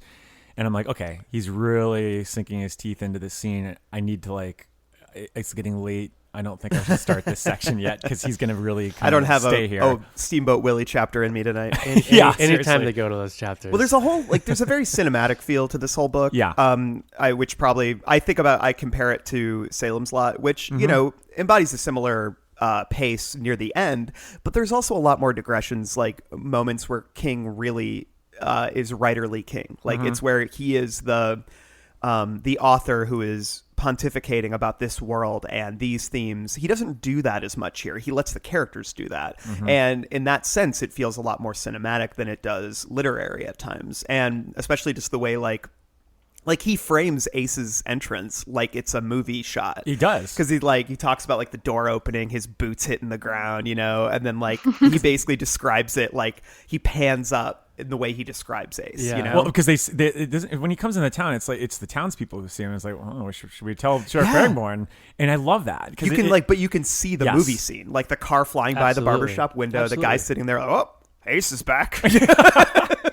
And we're all like, we better keep going on this read. I want to get to Ace. But I think it's interesting that the way that it's written in that sense, it feels very different, which, I think that maybe you because some of those most beautiful passages in Salem's Lot, I just remember we would read so many of them on our episode, these really just lovely writerly passages, but we don't get those here. But I'm okay with it because it suits. This also isn't the kind of book where, given that there's so much black comedy here and it is so ridiculous, I didn't really want those digressions from the author. Well, the only lingering we really do is the sort of literal waiting of Leland Gaunt in his shop. Like, I feel like that's when King lets his introspective voice come in, but it's like his evil twin's introspective voice because it's just Leland Gaunt kind of like waiting and plotting. Yeah, and I do feel like the only other characters that you get a little bit of that from are Polly and Alan. Yeah. Sometimes when, especially when there's like that section where Alan's going back and thinking about his wife and his son and all that, and the way his depression manifests, and he's talking about the stuff from the dark half and. But yeah, you're right though. But I do like that though because I like it too. It's really readable. Yeah, absolutely. Here, I actually don't think that this book is as episodic as his other books are. Like you look at like the Dead Zone, and you can literally just section off parts of that book and go, all right, well, this is when he's working with this, and it works almost like a TV show, which is why the USA Network picked it up for about 5 seasons or whatever. But with this one, you can make episodes out of it. But I think what King does to strengths as a writer is he takes these 20, 30 narrative threads and just finds a way to like kind of layer them in, almost like the way I'm looking at the Garage Band right now, where you're just like, you kind of have like, all right, you have like one level here, then you have one level here, one level here, and like I'm going to find enough bridges to get to them. And while there are episodes that are being happened, they're so they're stratified so many ways that it never really feels as if you're like, all right, well, this is one part of the day of Castle Rock, there's just so much going on at times. So for me, it never really felt episodic. Well, what I like is we never really go too long without revisiting a character. No. Or at least I never felt like, oh, we're back with that person. Exactly. And I feel like in a way that's perhaps why he waits so long to introduce like Frank Jewett and George T. Nelson to the story, like the two pedophiles. And it's like, I think that because they enter the game so late, but almost I think that works because if you introduce them a lot earlier, then too much action would probably happen. You'd forget, okay, who are these guys? Oh, they're the pedophiles. Okay. Yeah. But like it all happens in such a condensed like part that I'm actually totally fine with it, and I think it helps add, I don't know, an even sleazier pulp quality to those like last couple hundred pages. I think Nelson and Jewett are going to be the main characters of Castle Rock season 3. Oh God. Well, yeah, since the show doesn't adhere at all to the history of King's books, they apparently didn't blow up in front of the municipal building or whatever, and are definitely going to be continuing their pedophiling ways. Yeah. And Castle Rock season 3. Well, yeah. Also, the thing with in terms of the episodic nature, like you're saying with Dead Zone, like this only takes place over like 15 days. Or something like that. It's so Which short. is nuts. Because they say something about like, oh, what you did this week, Mr. Gone. Yeah. It's like, what the fuck? Because you're like, wait a minute. But you think about it, like the opening's on October 9th. I think the climax is like October 15th or something. Yeah, like that. yeah, because it's You're building. like, I actually thought it was crap. going to climax on Halloween because it kept teasing. I thought the same You know, thing. and I was like, oh, maybe we get Oh, some another, Sam Hain. yeah, coming exactly. in. I also like as a structural tool that he uses, or at least maybe like a postmarker, is the sign in Leland Gott's window. Mm-hmm. I love the way he uses that. Like I love, and it sort of signals different places the thing is going. But I love like when Ace enters, it's like help wanted, Yes. you know, and then it's like closed for business or open for business or special, or it's like what is it? There's like what Brian sees. I do like that he has a special sign for when he leaves. Like we're Yeah. definitely closed. Like he actually like made that sign. It's like I got to put this sign up so that they really know, even though I'm burning that's the why- fucking town down. Yeah. He like- loves his jokes. I kept thinking about like Disney acquiring the Stephen King IP, and then like the sign would be the character. It would be like character that's like constantly changing and saying Oh, things. yeah. Oh boy. Or if they did get the King IP, we could have a Needful Things shop within the Walt Disney World universe. So boy. How do you feel about the moments when narrator King starts like speaking in the first person? That was noticeable to me and kind of pulled me out of Well, it. it's just so inconsistent. It's very inconsistent. Like it drove He me has crazy. this habit in like many of his longer books Yeah. where It's he true. seems to have forgotten that he hasn't been doing this prior to now. So why is he doing it now? And then he forgets that he's done it, and then he does it. Yeah, it's wildly inconsistent. Yeah, because like it's that scene when Danforth and Myrtle are at that fancy restaurant, and Yeah. like that's when it stood out to me the most, because it just out of nowhere he's talking about the different towns that surround Castle Rock and the town of South Paris, and then he's like, someone may know how or why so many wide places in the road ended up with such an exotic variety of names, but I do not. Yeah. What I do know is about 20 years ago, and it's like, wait, what the fuck? Yeah. Like, what are you doing? Is this Danforth talking Yeah, about this? like who's talking to me now? And but he bookends it with those moments, which I think is fine. Yeah. But even then, he's playing a character. He's not the Right. narrator, yeah, right? there's Like, 'cause some, he's it's like, just a guy on the porch or something. yeah, he's right? like just Yeah. that. He's like Lenny Partridge or whatever on the porch. That's why I'm just waiting for a Stephen King adaptation where like you're watching the movie, it's like 30 minutes in, you're like, wow, this has got some pretty cool characters here, and all of a sudden like Camera you see swings. a tree, and it's just like the Nathan Fielder thing where he's just like it pans over, Oh, yeah. and he's like standing there, and he's like, well, and that's was a day at Castle Rock, and if you ask me, these guys seem like they're pretty kooky characters, and then it like we're like, wait a second, why is Stephen It's King like in this it's movie? like 2-3 hours into a long Twilight Zone episode, and the camera swings to Yes. King. howdy there. It's a You're crazy probably day wondering in- why he went into that store. crazy day in Well, Castle let's Rock. get there now. Looks like you're The practical concern that arises from this too is that we don't know what is objective when things are narrated. Yep. Like, is this some sort of filter that's constantly being applied? And if so, does that make my misery sections more offensive, basically? Like Right. sometimes I would give them a pass when I'm like, oh, you said this like awful thing, but maybe it's Hugh Priest thinking that because we're in a Hugh Priest POV section. But if you're just going to like vacillate between a narrator who's present and a narrator who isn't, what the fuck am I supposed to believe? Right. But I do love that he, like, whenever he does have a chapter focusing on a particular person, he really tailors the language to that in a lot of ways. And like when he writes from Lester Pratt, say it, Mel. Oh, I'm sorry. Shit. It's The loins. yeah. No, I have to look at my notes.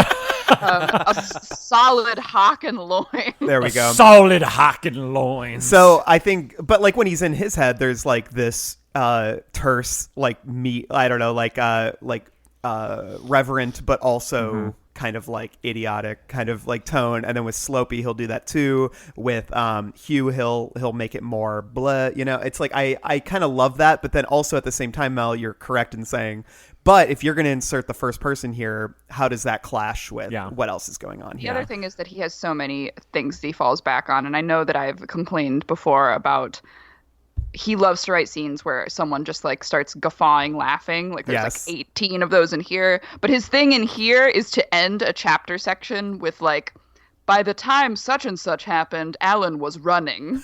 like someone had picked up their pace because this is urgent. Yes. Now they were really moving. Which now is they were very, running. which itself is very cinematic, because it's like how they'll end a scene. It's like he starts running. you know? Yeah. I always wondered, like, is if Alan's wearing like the sheriff boots and he has to walk around in those. Like, it's got to be exhausting if he's like running around. And, like, I mean, we never really see Alan like kind of just relax in this. Oh boy. So, whatever. What about when he's banging He's Polly? banging That's true. Polly. Well, yeah, you know, there's some great When pound he's- Then cake in he's the kitchen. lifting her off the floor. He's not relaxing. He's not I know. relaxing. Yeah, That was such a strange. Maybe that's sex what. scene. Maybe that's how he relaxes. Look, I always love to have sex when I'm making food. So, you know, it's really nice and, you know. Closer proximity that I have to fire while I'm having sex, Yeah. like the hotter the sex is in both senses. I really can't wait for some pound cake. Yeah. Oh, we're gonna eat I'm some excited later. for some pound Well, cake. I brought think some butter too. For now, though, is it time to move on? I think it's time. We've discussed the hero structure and format, and I think it's time to just take a big look at this huge cast of characters and a little section we call Heroes and Villains. I'm gonna have to kill this fucking clown. Welcome to the Losers Club, asshole!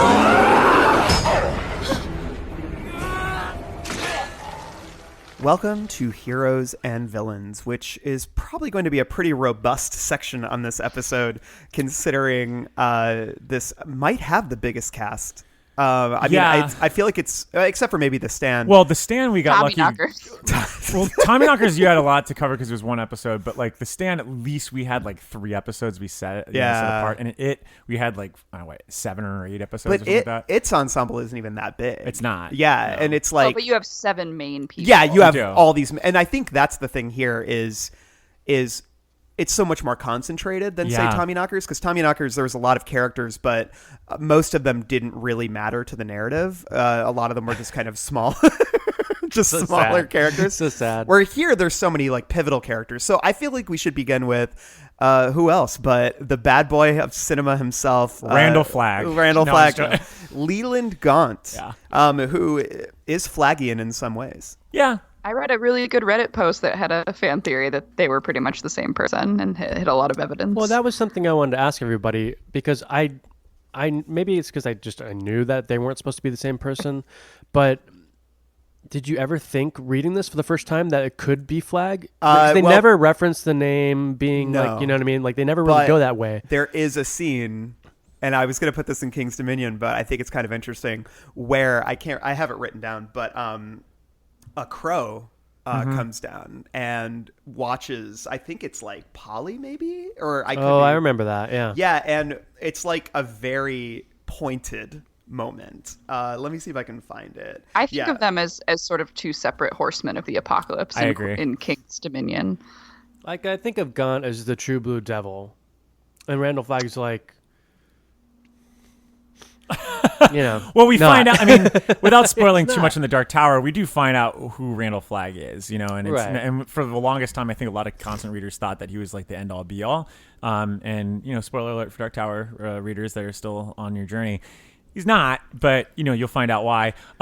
So I think that's why I almost look at it at Gaunt is in the same way, where he is like, yeah, like what Mel was saying, like another horseman, like of the apocalypse, like another, you know, agent of evil that is kind of doing his own thing, and that just happens to be very similar to Flagg in the way he hops from town to town. The devil question is interesting, though. Randall, were you going to read your crow section? Yeah, I just think this is interesting. Then we'll talk Yeah, about the yeah, devil. yeah. Okay, go for It's when Mira is putting the note and fucking up Henry Beaufort's car. And so it says, she took another quick glance around, but the only thing moving in the whole hot daylight world was a single crow, perhaps the one which had called before. It flapped down to the top of a telephone pole directly across from the driveway and seemed to watch her. And if you remember, the crow, there's like 2 scenes in The Stand, I think, one of which is with Lloyd. When he gets arrested, he sees a crow on a telephone pole staring down at him, and it's like and then in the movie they actually show Jamie Sheridan like sitting up on Yes. top of it, like Which is hilarious. Yeah. yeah. And so it's like that to me, it's a very pointed reference. Like, yeah, but it could also just be like Flagg's like, I got some time to kill. Let's see Or what he's my like, buddy Leland's up to. What's this guy up to? Yeah. Yeah. What were you gonna say about the devil, Mel? Well, okay, so there is debate over whether Leland is the actual devil. I think he's a lesser demon. It seems that by the end, Alan, he addresses him as like, he's like, "Be gone, demon," or whatever. But he does collect souls, and there is so much. He does there say is that. so much like fucking like I was laughing out loud in coffee shops with the nudge nudge wink wink over the top, like, oh, devil's food cake, my favorite. Do you know why it's so apropos? It's because I'm the devil. I did love that sequence. Well, there's something folklorish about when he becomes this idea of a traveling demon who has a wagon and an evil horse, and he's a dwarf. Like he turns into a little evil the dwarf. dwarf is the The driver. dwarf's the driver of the carriage. Oh, I always thought that was Leland. It could be an extension of him, but it's not. Is that the term we're supposed to use also? Well, that's what he uses in the book. But this I like the is idea that King's he words, becomes not like the ours. carriage is taking off and Gaunt is a little dwarf being like, wait up, like like running. Yeah. after. Well, this is interesting. I didn't take this as a, I don't know. I think that there's something a little bit like, if you really want to think about the roots, like the mythological, like folklore roots of this kind of story, Brady Hendricks mentioned it in his write-up. He said, Leland Gaunt is basically an update of the iconic wandering Jew character from folklore and legend, an immortal peddler who comes to a town full of Christians, sets them against each other with the power of economics, then sells them weapons to capitalize on the hatred he himself has stirred up. It's definitely an accidental association, but a toxic one, and it makes King sound old, frightened, narrow-minded, shallow, and it leaves a bad aftertaste in the reader's mouth. I disagree with the latter part because I quite like it, but there is that, especially because there's warring Christian clans, because there is anti-Semitism interwoven into the wandering Jew like folklore. So there is a like I won't lie if I say that I kind of thought about that when I was reading it, which I don't know. What were you going to say? Well, in the original abridged version of Needful Things, there is that moment where Gaunt goes into Nan's luncheonette and he's like, I'll have a corned beef on rye, and they're like, well, we don't actually have corned beef, and he's like, I'm burning you to the ground. Oh, boy. I'll go get some bagels, I guess. Like, yeah, I'll just. Or he's like, oh, this is no cat's delicatessen, and I'm saying all these jokes as a Jew, so please don't. I was quoting MTV's The State. Mac is not Jewish. So I am 1/8 Lithuanian Jew. Not enough. You're canceled. So in that respect, I'd love it if like Larry David was playing Leland Gaunt or like Richard Lewis. Oh Richard my Lewis God. Well, Richard Lewis, I think, would actually be pretty good. Yeah, but 90s but Richard Larry Lewis, David, boom. he'd be like, come on, you don't want the baseball card? You don't want the baseball card? Yeah, Come on, just take it. Just take it. Yeah, Sandy Koufax is pretty good. You want the card? It's pretty good. I would kill just for every single scene where right before the deal is done, they just do the long stare at each other. Bum, bum, bum, bum, So, bum, bum, okay. bum, bum. See you later. So yeah, I guess the way I always saw it, because I saw like I've always associated that his true form was that dwarf, and like he's in the carriage. I the know carriage. I'm learning this now. But I guess that was the way I owe it, because he's driving the talisman. So where's this dwarf? So been the he's whole going to be time? leading the horse. He's So he's like living in this like ethereal world where he's just like, oh, ready to go, Gaunt? Okay, I'll get the horse ready. That's why. Well, the horse isn't there either. He can't be in the carriage because it's filled with his goods. All right, now you know what? You know how a carriage works. I hope in the next in a future volume of collection of short stories that King will inevitably release, there is a story about the dwarf just hanging out during Needful Things. Yeah. Being like Like, when what is he is- gonna The fucking dwarf get? and the horse are like best friends. Yeah. They're just playing cards, waiting for the talisman They're to turn in. they're like hanging out on Castle Lake or something like that. And they're like, Well, let me just read. It says it was a black horse with eyes as red as Mr. Gaunt's, a horse encased in a milky shroud of brightness, a horse whose hooves struck up fire from the pavement and left deep smoking tracks impressed at the center of the street. The talisman had become an open buckboard with a hunchbacked dwarf sitting up high on the seat. The dwarf's boots were propped on the splashboard, and the calf-curled toes of this boots appeared to be on fire. But it does not really go into where Gaunt is. That's Okay, 'cause if he's you the dwarf. are the owner of a carriage, you ride inside the carriage, and you have, I think they're called like a porter, that you have a driver that sits up there and Well, I handles the horses. You do not drive the carriage yourself. Well, Mel, I thought because it said that the horse had red eyes, I thought the Gaunt was the horse. oh, that'd be cool. boy. What if Yeah. he's and he has That's the carriage to carry he's a stuff? werehorse. I'd like the idea. Oh, here's my thing. You could lean both ways for whether or not he is flag or not. Is that We're finally back to flag. we're going back to flag. They're very similar in the what their operations are. Like it becomes a very militaristic operation at the end of this with explosives and guns and artillery, which is the same thing that happens at the end of the stand.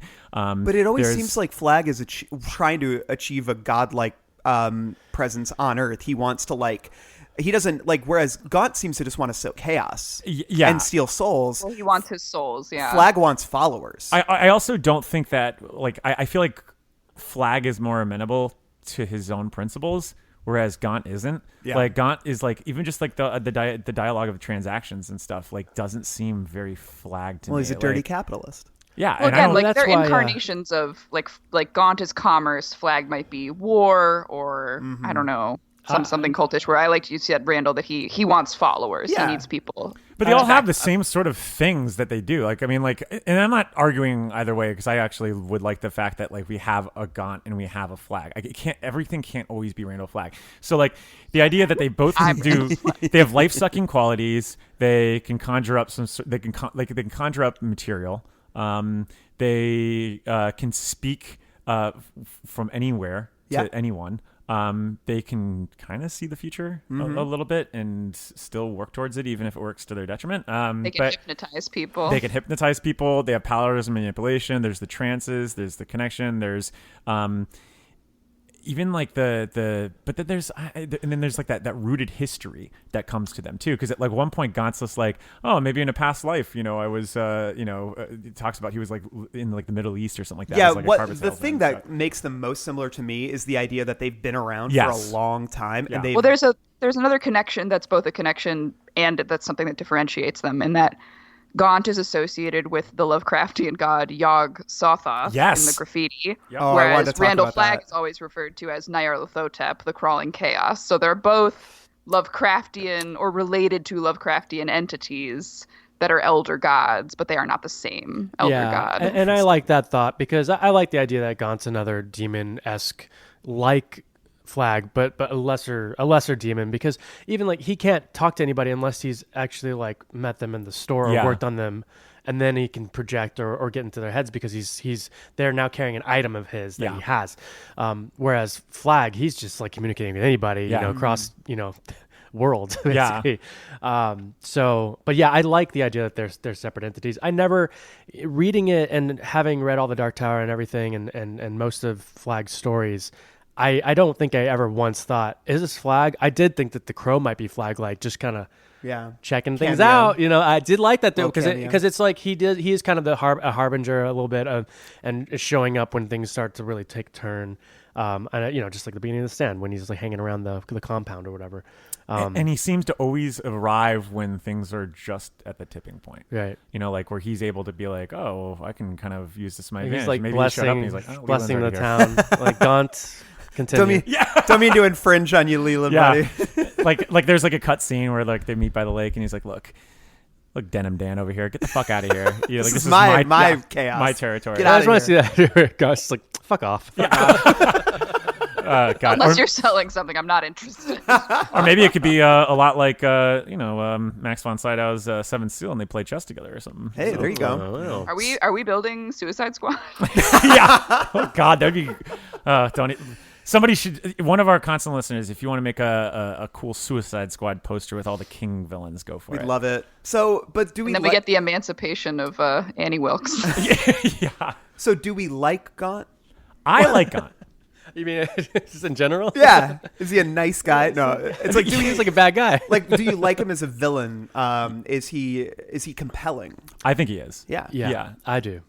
Some of my favorite sections of this book are when he's just in the store, fulfilling the sort of spiritual needs of anyone who comes in, and kind of just indulging in them, especially like when you get with like Danforth Keaton, and he's like, oh yeah, I'll play up on your fears of the the government and they and I them love and that. stuff like that. I love when he preys upon that type of stuff.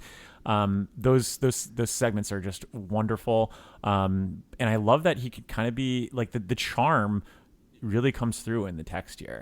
I get it. Like if I was in the store and he was like, oh, I got this, Steve Harrington Funko Pop, I'd be like, fuck yeah, all right, great. Like, hey, did you like Stranger Things? He's and like, you hold it and you're fucking Joe Curie. Yeah, and he'd be like, I thought Joe Curie was pretty good in Slice, but no, You sure he doesn't give you like the totally joke? over. He doesn't give you like the pictures, the pictures of Joe Curie with no shirt on. Yeah, and it's just Which like, is wow, look at this. Which is like, didn't somebody come in and wanted like photos of an underage? Yeah.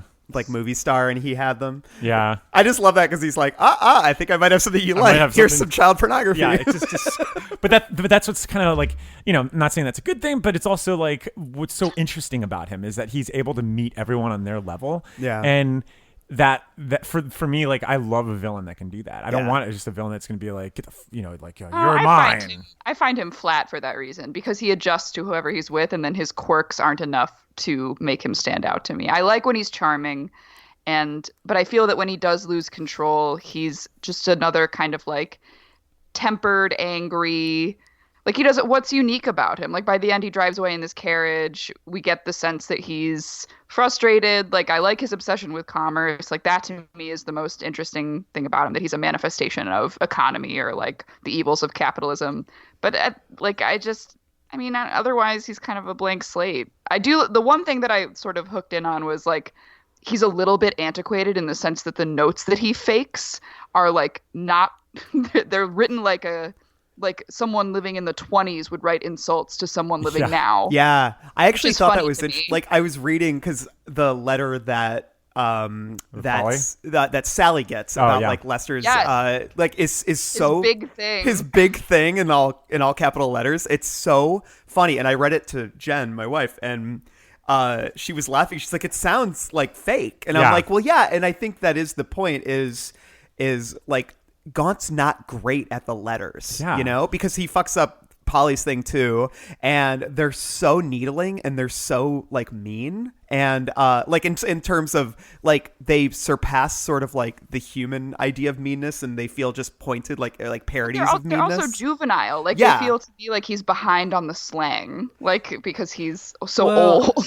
And I wonder how intentional that was, but for me, I think that it actually sort of shows the cracks in his operation, which to me is always an interesting thing about King villains who, I mean, because this goes back to Flag too. Like there was a lot of cracks in Flag's plan as well. Right. King even though he makes his villains sometimes all powerful, like I think Gaunt is way too powerful in this book, in the sense that it does hurt the narrative sometimes. He does always kind of show that the infrastructure of their plan or their whole operation is often flawed in pretty broad ways, and that people are right on the verge of realizing that this is fake. I mean, we have that moment with Eddie and Sonny if they would just think about it. Yeah, if you think about it, but they get so blinded by rage. Yeah. And then I love when Alan actually sits down and he's actually trying to work through the Wilma Nettie case, and he's like, nothing here matches up. Like if anybody stopped to really think about this, but they don't, because I think that's the thing is people become so blinded by the slights and the rage. With someone like Wilma, she's just looking for an excuse. And I think that's true of several people in this, where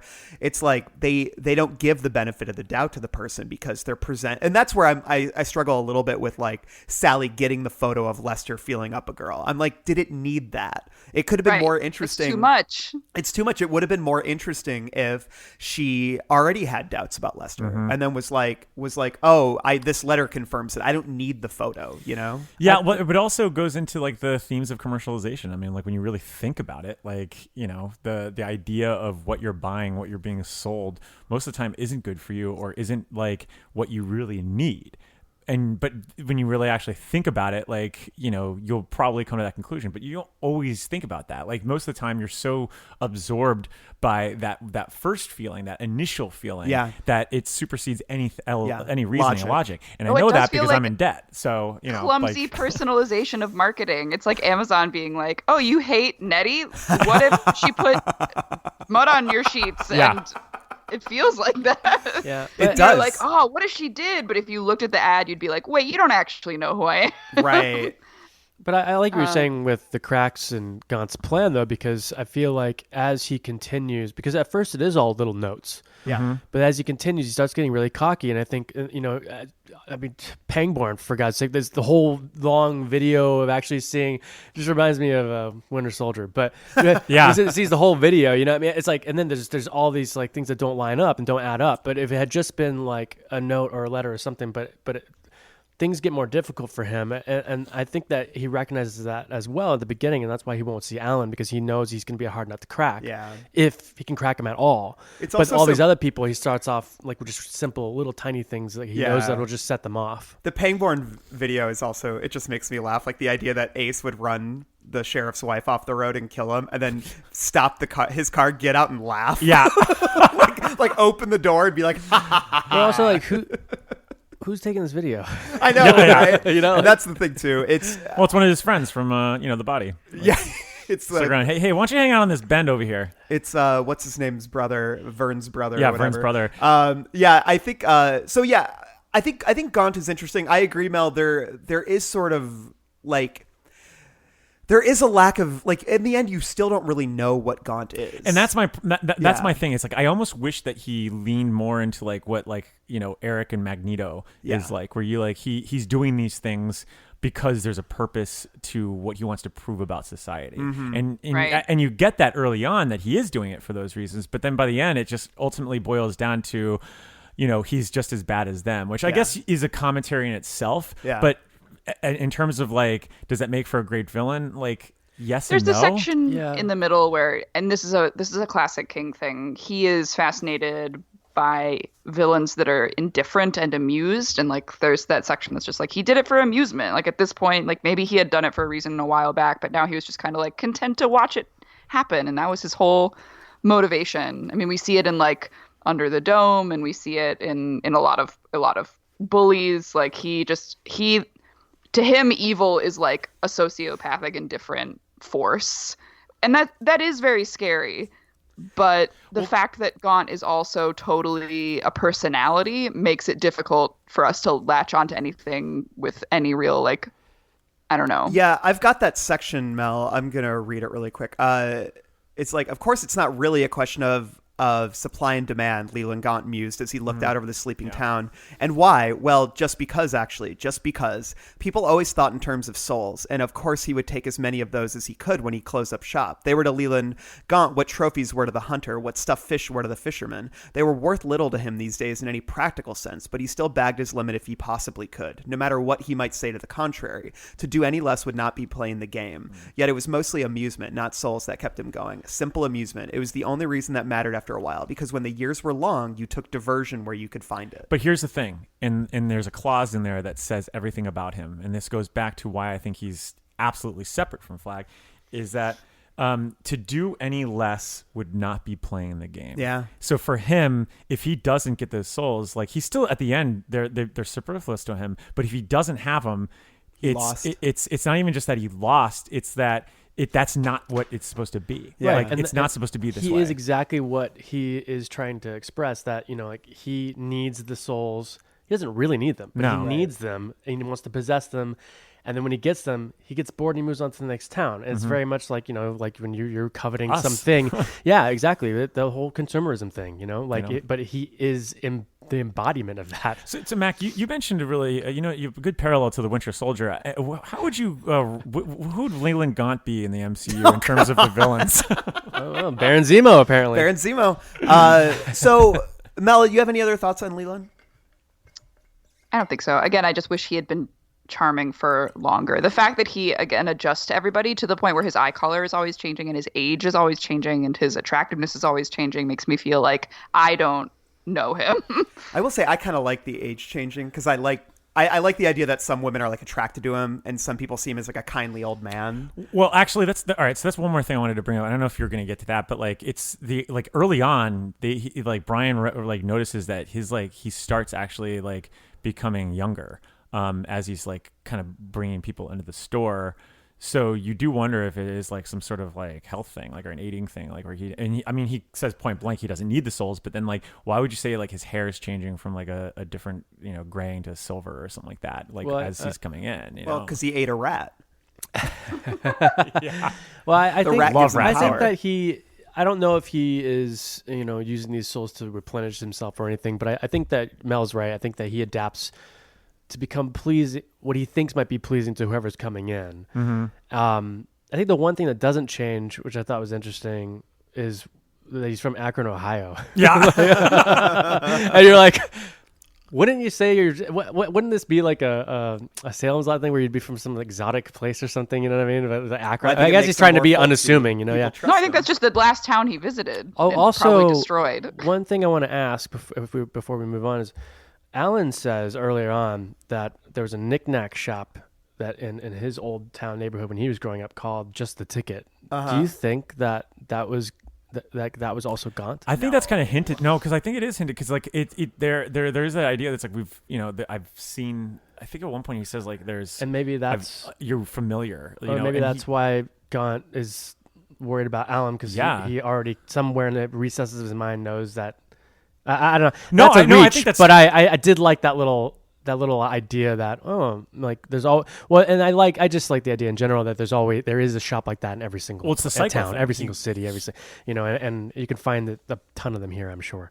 But he loves that parallel, like that echo, the echoes being able to say like, yeah, this has happened before. I mean, look, it's literally that's the name of the prologue and epilogue. So it's like it does feed into that. I think that it could have been Pangborn, but it could have been someone that was like Pangborn or something like that. But like the fact that he does mention that there was a store, I think it also feeds into the idea of the message that like this is, this isn't just a Needful Things thing. It's literally America. Well, the new store in the epilogue is called Answered Prayers. I know, which makes it I sound wouldn't like go in there. That makes it sound like a baby store. It makes it sound like a Christian Science reading room. Like is what it sounds like. Do you have the latest Joel Osteen?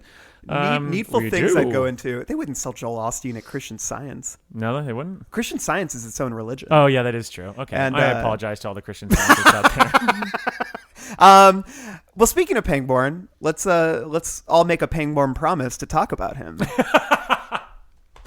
I have the hots for Alan Pangborn. Oh, ditto. Like book Pangborn or Ed Harris Pangborn? I haven't seen the movie, so book Pangborn. Do you imagine him as Ed Harris? Because I do. No, I guess the only version I've seen is when he's super old in Castle Rock. So were you thinking of young Scott Glenn? I don't know. It's just a guy in my head that moves really quick. He does move quick. He's got but I know exactly what King is talking. Like usually King in accessing the female mind is like not a good bet. But when he talks about how attractive it is that Alan Pangborn has these cat-like reflexes and the dexterity of his magic tricks and his shadow puppets, I'm like, yeah, this is a hot magician, sheriff. One of the things, top. Yeah, like he earns the sort of like charming heroism that he has that I didn't really get from The Dark Half. And one of the things I really like about this is that this is actually a very prescient sort of like arc that they're giving the hero here. There's actually an op-ed that was last week or the week before talking about how like the big thing now is like to reunite with our heroes that are like fallen and losers, basically. Like, you like the Logan and, who's like, or even like the new Picard show that's coming out. And Pangborn's very similar to that here. He doesn't have his wife and kid anymore. Like he's depressed. He's kind of at his wit's end a little bit. And he's trying to make this like new relationship. Like he's at a very interesting place that we have never really seen him at before, because most of the time he's had to play like accoutrement to the story. And now he is the story. And like he's the diametric opposite of Leland Gaunt. Like he's the good here. And I think King really does a great job in bringing him back and putting him in a place that's not just here's a sheriff. No, this is someone who still is kind of like a jagged puzzle piece in the Castle Rock pantheon. They still they respect him, but they still compare him to Bannerman, who would, as I recall, was a slovenly sheriff who eats chili at like late hours of the night and can't get his fucking gun fast enough to kill Cujo. But hey, it's about old traditions. It's hard. They don't like change. So I think Pangborn, despite being a better sheriff, it's like he still doesn't really have the respect of a lot of people. But he doesn't have the reverence. I think people respect him. They all seem to think him very virtuous, and he seems to be a good cop. But I like Ellen in this. I think he's really like, you compare him to like a protagonist like Ben Mears, who is kind of flat and indulgent and not that interesting. Like Alan's really fleshed out, and especially when you give him this grief that he's struggling with, and the way that his depression is framed, I like the way that he writes that, because that's something Like, that's how my depression manifests, which is like a voice in your head that says, hey, let me remind you of everything you are ashamed of or and everything you're sad about. And you're feeling good. I'm going to put this image in your head. Like those like the digressions about how he can't sleep sometimes because it just comes to him at night. And it's like, that is so real. And you know that that's like something that like King's instilling here too. Like, there's a lot that King's drilling into his own life into this. Not to say that, Owen or Joe or any of them died in a car accident or something like that. But, even just like the way that his like relationship to smoking and like how he's like that there's that one scene where it's just right outside the hospital and he has like a drag of cigarette and you really get a good time, you get a really good like intimate moment with Pangborn, and you get inside his process, which really is important because when he gets into like Sherlock Holmes mode to the thing, you really believe it because like he is analytical, he is in his head most of the time. And we spend time with Alan not really interacting with a lot of people, but with him interacting with himself. And for me, that is such a more interesting character. Like, those are my favorite King characters because when he is allowed to just have free agency to go and roam in someone's mind, that's when King like really thrives, I feel. And that's what won me over for Pangborn here. Yeah. One of the more... Oh, go ahead, Mac. Mel. Oh, okay.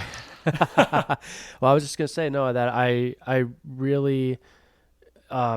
I felt more for Pangborn in this than I did in the Dark Half, and I think it's because you've been with him, what he's gone through, and I like those moments where you see those little snippets of him still being haunted by Thad. Like, Thad is calling him and talking to him in the middle of the night sometimes, which reminds me of the Kubrick. Kubrick, calling him in the middle of the night. Do you think they really did have a evil Dark Half?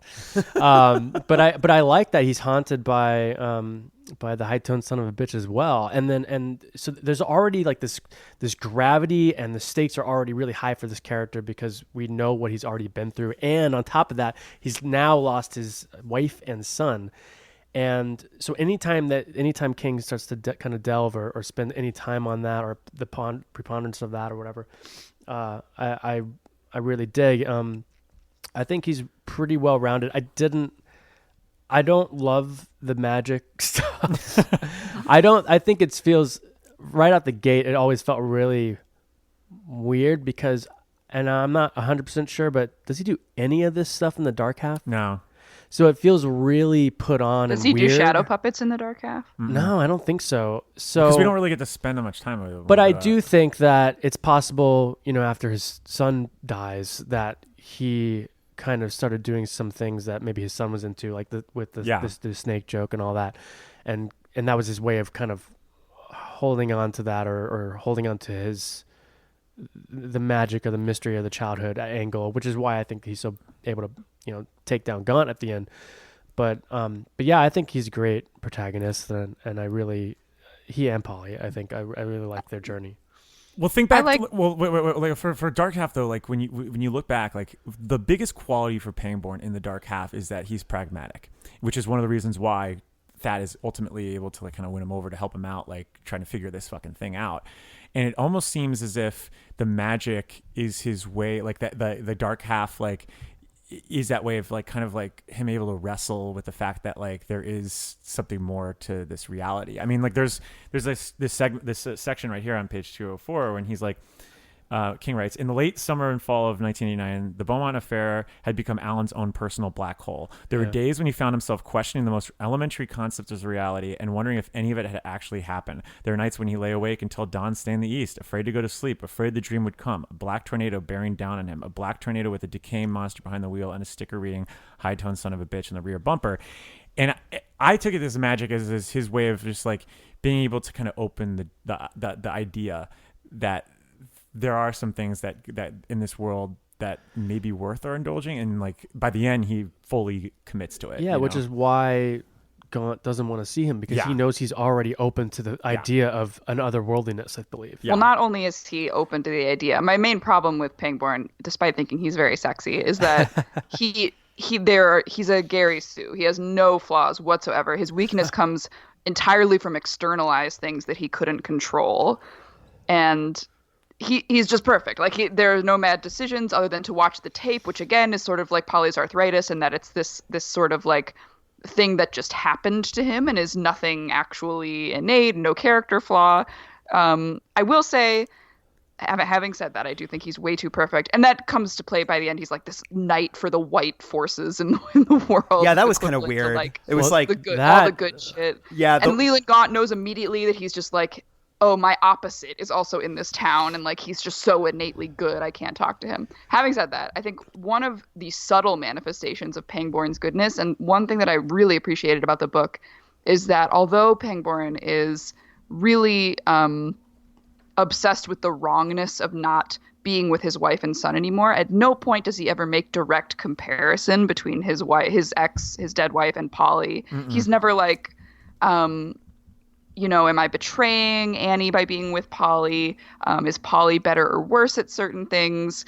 I just really think that that's such a temptation when you write about a widower dating again, and it was so refreshing to not see King fall into that trap, but instead fall into the trap of like the depression being about the wrongness of being in a physical space or being in that car, but not betraying the actual connection that he has with Polly. And I think the subtlety of that choice like imbued their relationship with such lovely hopefulness for me, that it was really nice. Yeah, well, they're both characters that have this sort of sense of despair about the future. Like they had this sense of life and identity to themselves. Then they're like, well, now what? And they are that what? Then they realize that like their next chapter of their lives is something that should be shared, which is why like, one of the things that like on page 677, that sort of weight of what the relationship means to Pangborn, like it really hits hard when King writes like, Alan Pangborn sat looking down at his hands, looking past them into a darkness so black it could only be felt.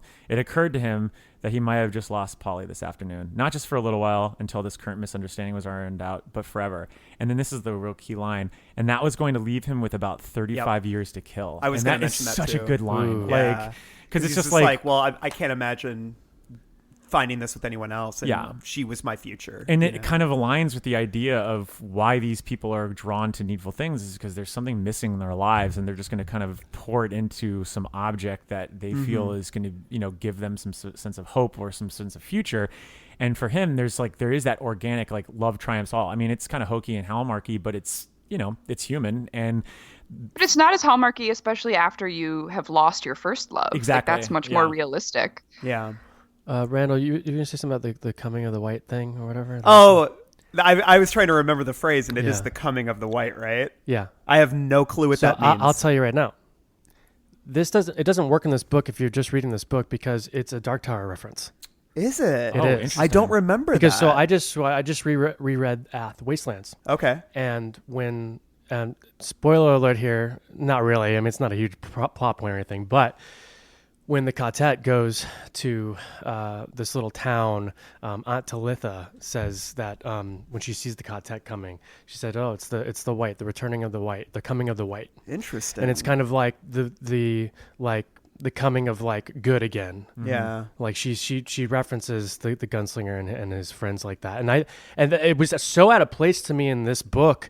I was like, oh, it's the only mention I think that has no parallel to any other thing. They don't want to talk about that at all. Right. And they don't really talk about it or go into it or its meaning really in The Wastelands. We talked about that on the episode. But I kind of got a little choked. So I was like, oh, what, in some weird parallel universe, or maybe on the next turn of the wheel of the car, maybe Pangborn would have been a part of the quartet or something. It is I really like that idea. That there is this Dark Tower connection in this book. And obviously he had written Wastelands like a year or two before this, so it was on his mind. I just don't remember the idea of the coming of the white factoring into later Dark Tower books, because I don't think they ever mention it again. Really, it's weird. But that's why I feel like it's he's coming off the Wastelands, and I think that was his way of possibly tying in like, or just like the parallel in this universe, like this is the evil and this is the good, and the good's triumphing over evil kind of thing. I mean, think about. However, the cover if of you're The just Stand. reading Needful Things without having read anything else, the line sticks out like a sore thumb. It's a little like, wait, I guess my what last are you trying to say thought. with that? Wait, what? It's like you're like, what are you trying to say with that? Oh yeah. If you don't know the context. I guess my last thought on Pangborn is to reply to you, Mel, about him being sort of a Gary Sue. I agree with that in a lot of ways, but I guess what I like, maybe this is because I'm in Holly Gibney land, where she and like Hodges land, where they seem to be like 5 steps ahead of, Yeah. of everyone else in terms of solving the mystery, and so attuned to the mystery. I kind of like that Pangborn, he knows something is wrong. Like he senses, like, because he's pragmatic, and via pragmatism is how he's able to see all the inconsistencies with the Wilma and Nettie thing. I like that, but he never really unlocks anything. It's like he knows something is wrong, but it isn't until he talks to Sean Rusk that he can say that it's the Gaunt connection. But he suspects that Gaunt is maybe not on the level, but he never like expects that he's the one who's behind everything. He's very similar to Will Graham in Red Dragon or Manhunter, where like there's like literally that Sean Rusk scene is literally like the scene in Manhunter when he like finally finds out about like the fact that like he's been doing video clips and stuff like that, and he sees like the thing on the sliding glass door, and all of a sudden everything kind of clicks there.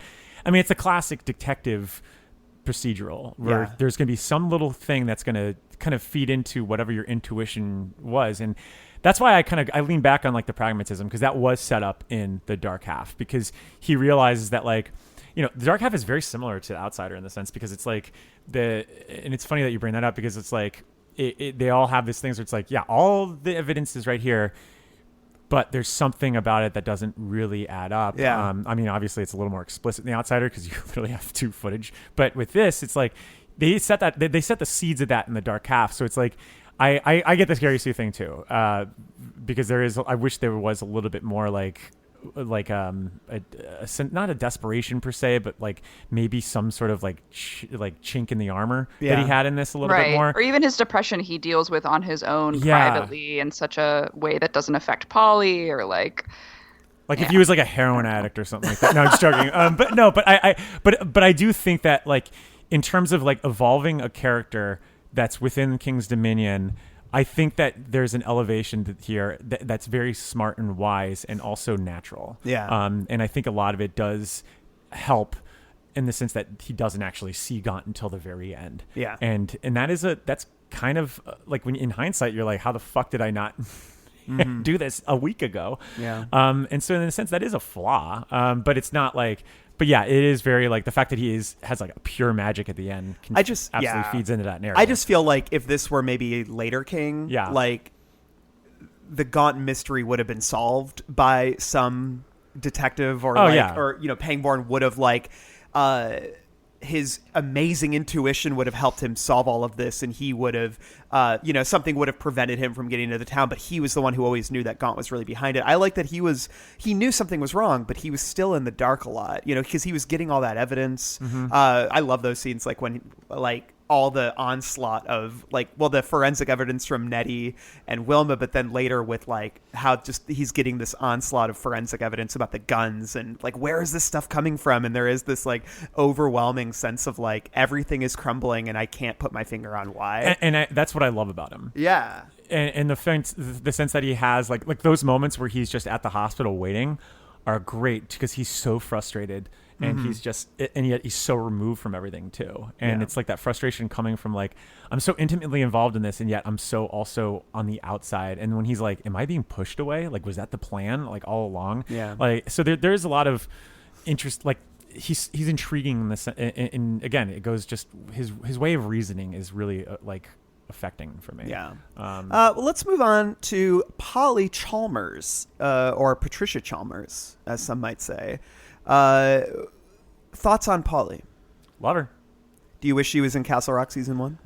I wish it's fun, like, not to jump too far ahead in the future there, but it is strange that for that first season that was so beholden to the past in ways that the second they never mentioned her. They never mentioned her. It was weird. That was my one thing. I was like, you gotta at least reference Polly. Like, what's going on? I mean, they even have him doing magic tricks in it. So it's like, what were you gonna say, Matt? She gone. No, I like Polly a lot. I you know, it's funny because I've been dealing with a lot of arthritic problems over the last 5 years, here and there. Nothing as bad as Polly, thank God. But that stuff hit me so hard because it's just like, it is so debilitating. And when it is flaring up, it's the worst, you know, like it's just, you can't use your hands, your hand or whatever. So you have a sewing business, so that that's stuck. hard. Yeah. Well, you're thinking like how many now with everybody using keyboards and the mice and stuff, and then just like constantly moving your wrist or using your hand to hold up your phone all day. I think it's becoming more of a problem. I think more people are going to connect to Polly because of this. I started trailing off it because it started sounding funny to me, but I do believe that's true. But I was worried about her and Pangborn. I think they do it more so with Pangborn, but they really show Polly it becomes susceptible just like anyone else to Gaunt because, but I do like... But she has such a deep need, yeah. Yeah, and her pain, and hers is to get rid of a pain that's pre-existing, whereas everyone else they're pretty much fine on their own. They just want these extra things, you know what I mean? They're not taking it to, like, get rid of something, except for maybe Slopey. But... Slopey!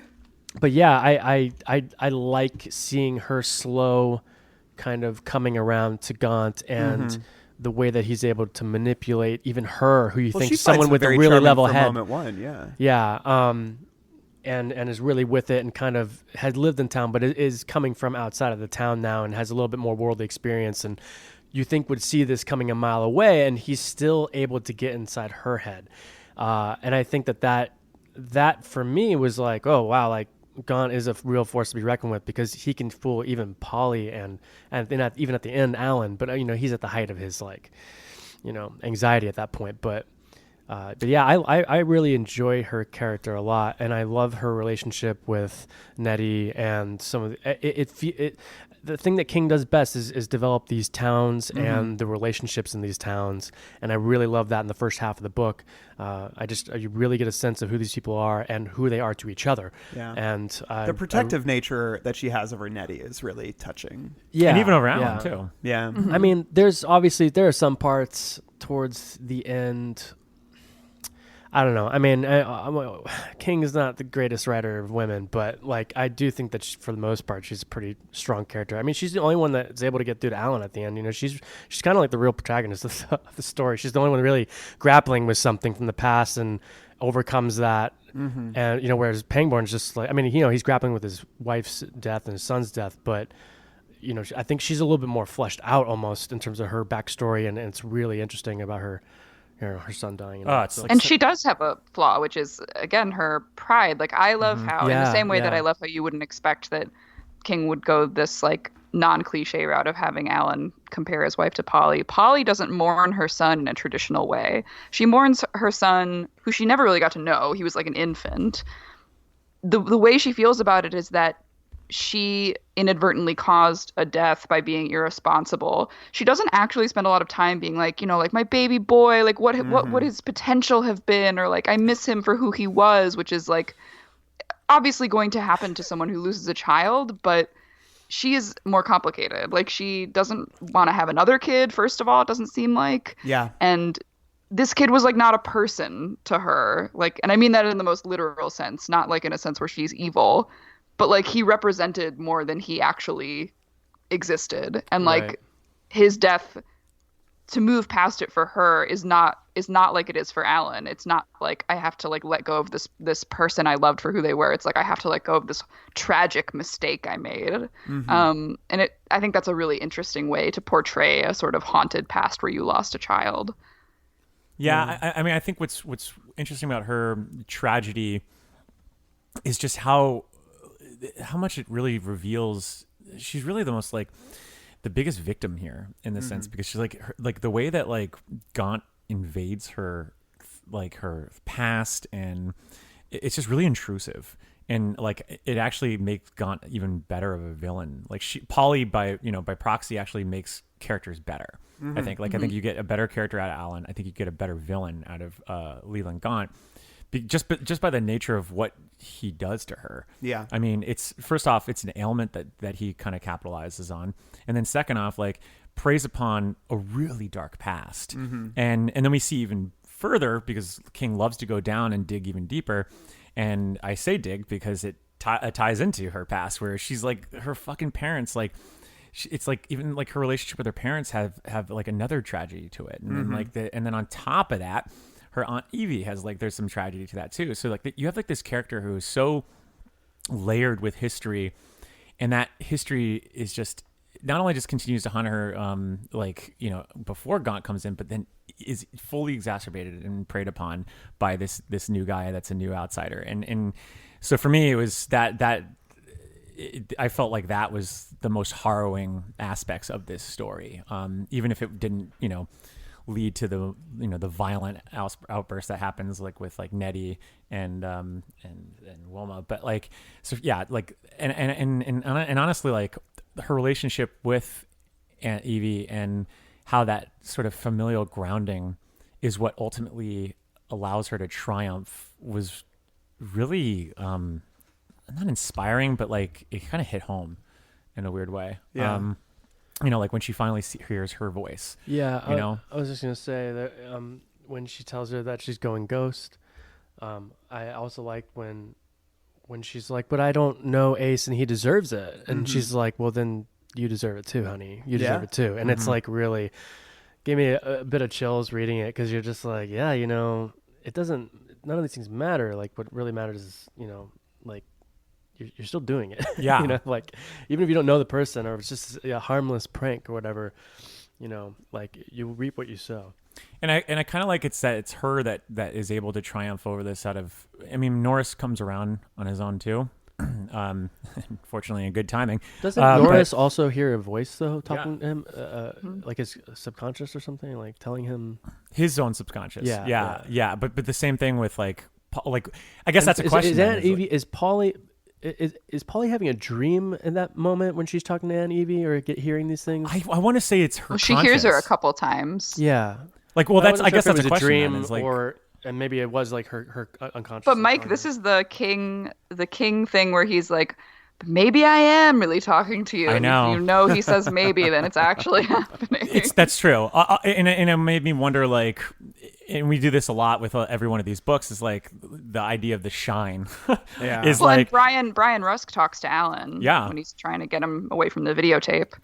Yeah, like do we think that these are just like a built-in conscience that he's attributed to these, that these characters attribute to other characters, or do we actually think that these are the voices that are coming through? I think the instance with Brian, the vibe I get there, obviously it could be that Brian's like spirit is calling to him or whatever, but Alan also feels intense guilt because Brian literally went home and killed himself after he talked to Alan. So that guilt manifests into a conscience. Which I think they're literal ghosts. Oh, like there's really? just too many occurrences, and it's a Stephen King book. I think like spooky. They're speaking out from the Valis that Leland carries. Their souls are still in the town. That's a good point. I kind of like that though. Yeah. Except, well, what about Evie? Maybe she's just a friendly ghost. she's gone Doesn't ghost. she die in Cujo? And Evie? She's in Cujo. Yeah, she dies on her porch. Yeah. I like that little, Well, yeah, connection. that's where he uses his. minion. It is a lot of He uses his world. It's like he has these characters he's introduced, and he builds out the bloodlines, and like we already know a lot about Evie, or at least a little bit, and so it's nice that he draws upon that, and it's like, okay, Polly has that to use, and it also has a place already in King's world. So it's the nice thing about when you do build out this world. So yeah, why don't we move on? What's another, like, out of these main characters that are floating around? We've got Brian, we've got Buster Keaton, we've got Ace Merrill, we've got Wilma and Nettie. Like, what character sort of stands out to you? What was one of your favorite supporting characters when you were reading? For me, I'd say Keaton probably. Yeah. Because for a long time, until Ace shows up, he is kind of like the secondary villain of sorts. Yeah. He's already causing trouble in town. He's already doing things he's not supposed to. He's taking money from the town, and I do. He is very cartoonish. Like we were talking about that earlier. That he's kind of this over the top villain, even more so than Gaunt at some points. I think he's like talking about the satellites being mind disruptors or something at one point. Love that.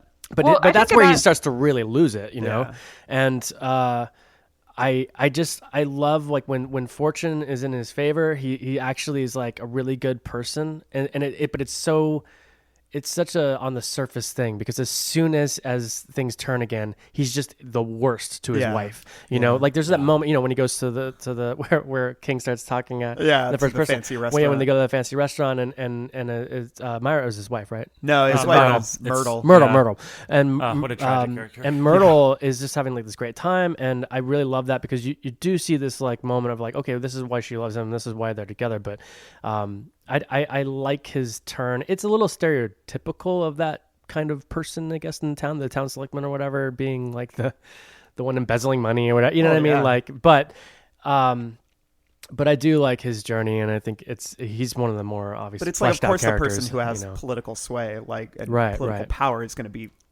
like corrupt in the sense of like stealing money and funds. Mel, what were you going to say about Buster? I was going to say that I like at the beginning when he's teetering and talking about persecution, and so clearly like has himself elevated on a high horse, when in fact like he like, is full of sin and like is awful in his own way. I don't like that it just quickly careens into like a depiction of someone with, he just has schizophrenia. Like he's a paranoid schizophrenic. Like I think he's a very not great portrayal of a mentally ill person. But do you think that like King sees him as mentally ill?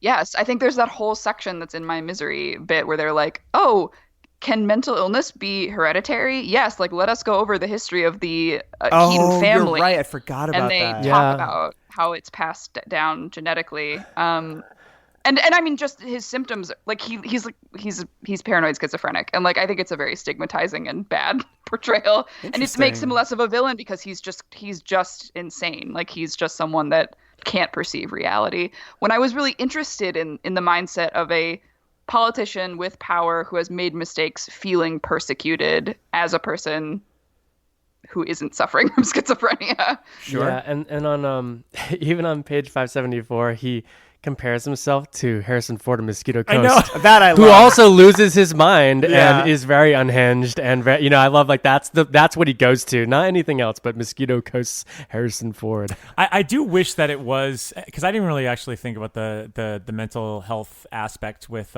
Danforth, but the thing that really I do wish they kind of lean on was like that idea that he has this contempt for the town that he's supposed to oversee. Yeah. And he's a politician, and that ultimately is such a good summation for politicians in general who, you know, use the people to get to their seat and then ultimately fuck those people left and right. And so it's a great construct that I don't think he uses fully, because at that point he just becomes this like you know, harbinger of evil. Like he becomes a cartoon character as opposed to the political construct that King wants him to be, because like that second half, like all that his ties to the town are kind of like gone, like that the whole like gambling narrative like kind of disintegrates. Like there it just seems as if like at that point he's just pure villain. It's like, oh, he's a henchman at the end. And I kind of wanted a little bit more where he has that sort of hatred to the town, which I think is supplanted by Ace Merrill's own hatred towards the town. Like I get more of a hatred towards Castle Rock from Ace than I do with Danforth by the end of this story. And I think that's a problem in character arc. Having said that, I think that what ultimately makes him more interesting to me is his relationship with Myrtle, because if you know, I talked about how like the intrusive nature of Gaunt over Polly, but like if you want to talk about like a pure villain, like what he does to Myrtle in this is like I was like getting like genuinely depressed, because I mean, speaking as someone as like I have bipolar and I'm bipolar, and I've been in relationships before where like I'm not a good person to be around. Like I'm a fucking miserable person, and just that idea of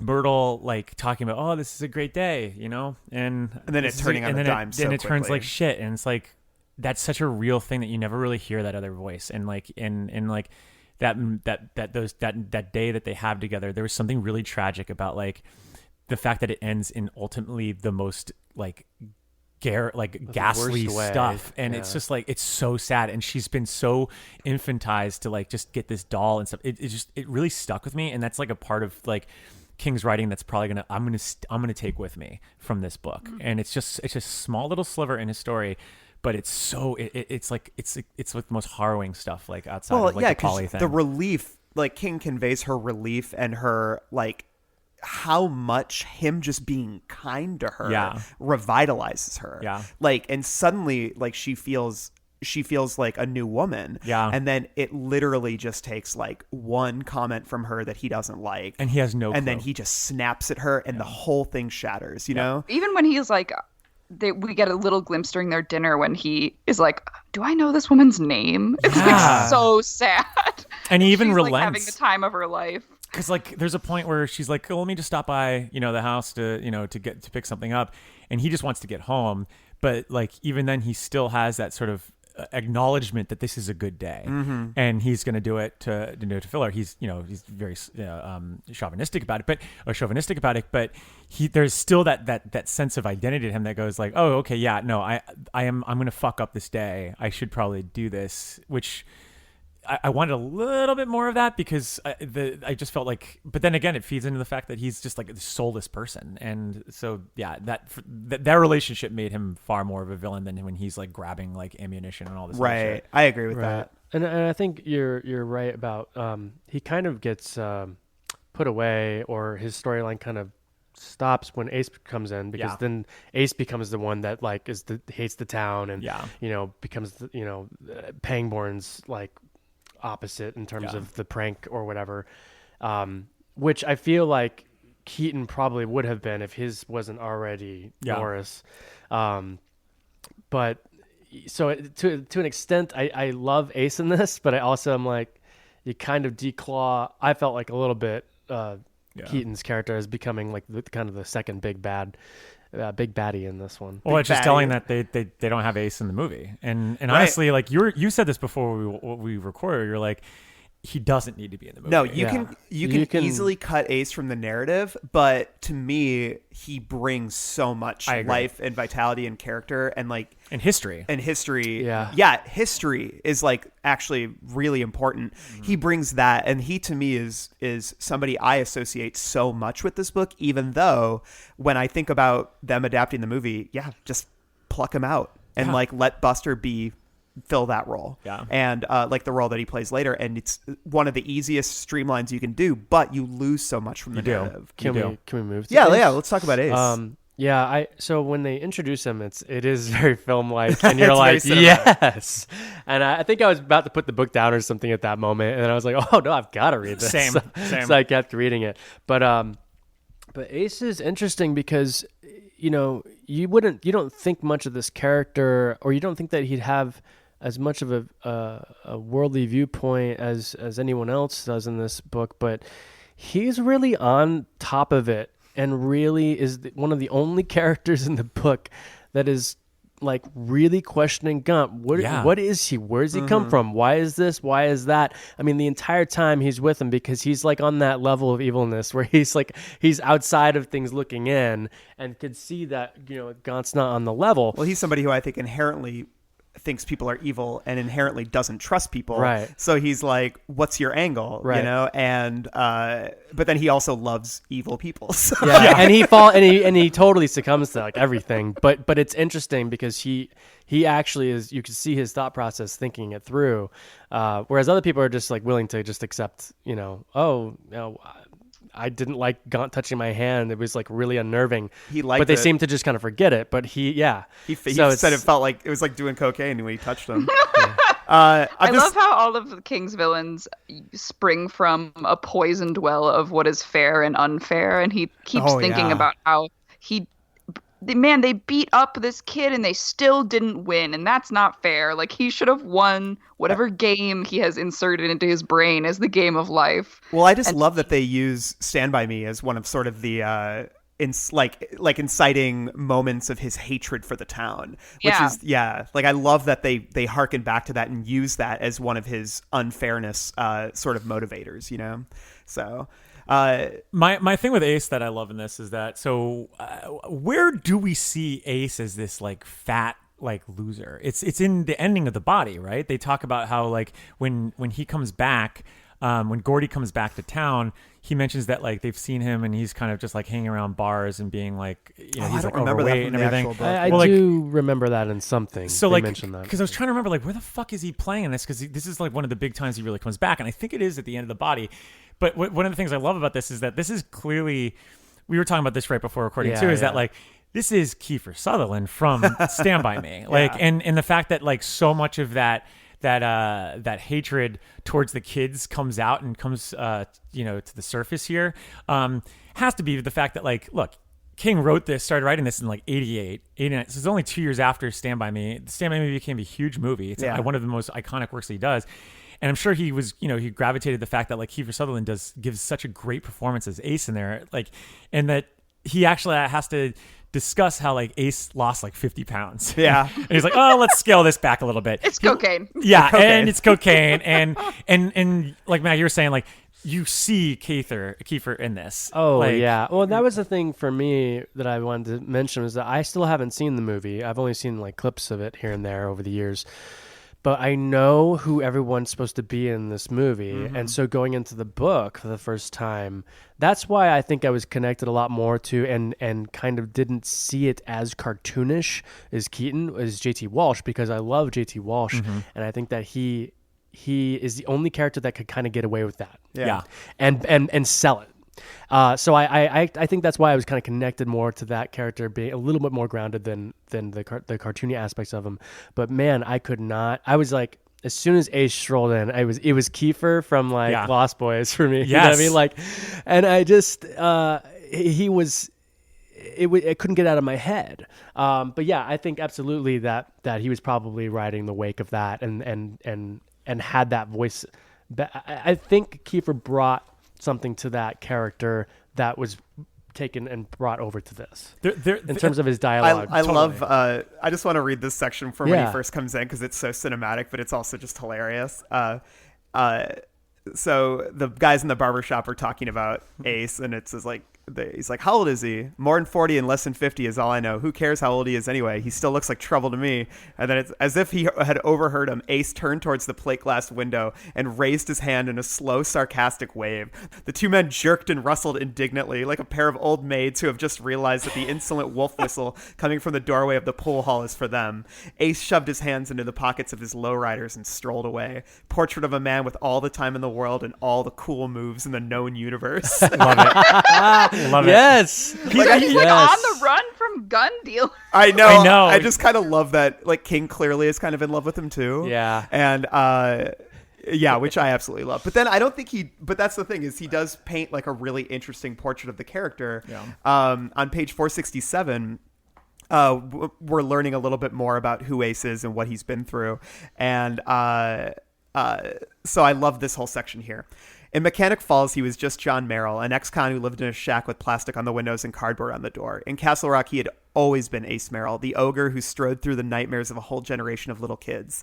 In Mechanic Falls, he was poor white backroad trash, a guy who had a custom Dodge but no garage to put it in. In Castle Rock, he had been, at least for a little while, something like a king. So he had come back, and here he was, and what now? Ace didn't know. The town looked smaller, grimier, and emptier than he remembered. He supposed Pangborn was around someplace, and pretty soon old Bill Fullerton would get him on the honker and tell him who was back in town. Then Pangborn would find him and ask him what he thought he was doing here. He would ask if Ace had a job. He didn't, and he couldn't even claim he had come back to visit his uncle because Pop had been in his junk shop when the place burned down. Okay then, Ace, Pangborn would say, why don't you just jump back in your street machine and cruise on out of here? And what was he going to say to that? Ace didn't know. He only knew that the flash of dark blue light with which he had awakened was still glimmering somewhere inside him. And I just love that whole section because you get that whole, like, it's that whole, it's a very Bowers idea too. Mm-hmm. It's this whole concept of the bully whose meaning sort of evaporated as he got older. Yes. You know, like his best years are behind him. Do you think Ace was originally supposed to be in this story from the get-go, or do you think halfway through he was like, what can I bring in to spice this up? Well, I think, he's working in the Castle Rock. I do think that the movie probably had an impact on it. Mm-hmm.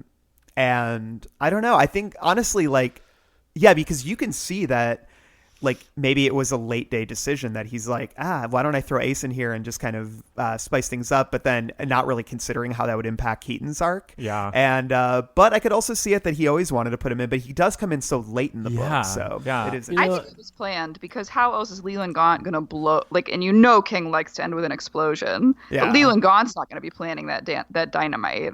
And I don't know. I love the idea of him being also like, it's hard to find good help these days. I need an assistant. And like Keaton's too far gone. He's too unreliable. Yeah. He's like trash can in the man. same way that he realizes his meaning is no longer there, like doesn't he by the end also realize that like actually it was never there? Like he thought he was king of Castle Rock, but like he was just a bully. Well, I think that whole like the trip trying to get going through all the cans, not finding any money, and then also like when that scene when he calls up the coin collector guy who's from prison, because then that really shows you what a loser he is, because this guy hates him. Well, I gotta say, like, out of all the characters here, I mean, look, we talked about Alan, we talked about Polly, we talked about Gaunt. He has a killer history. Yeah. I mean, he really wires in a ton of past. Like, he hints at that he may have been raped in the prison showers at one point. Like, when he's talking about, he's reminding him of, like, the prison showers. And, like, that could just mean that, like, the prison showers at Shawshank. But, knowing what we know about Shawshank. Knowing what exactly. you know. Yeah. And so, like, I think that there's an implied history there, and then there also is a real history. And I think it's interesting that, like, the two parallels between Danforth and Ace is that they're both like they're short for cash, and they there's a desperate need for cash, because obviously Danforth is going to be he's being indicted, like, or he's being investigated, for fraud and for embezzlement. And then you have Ace, who's literally going to be killed and chopped in different pieces if he doesn't get this money.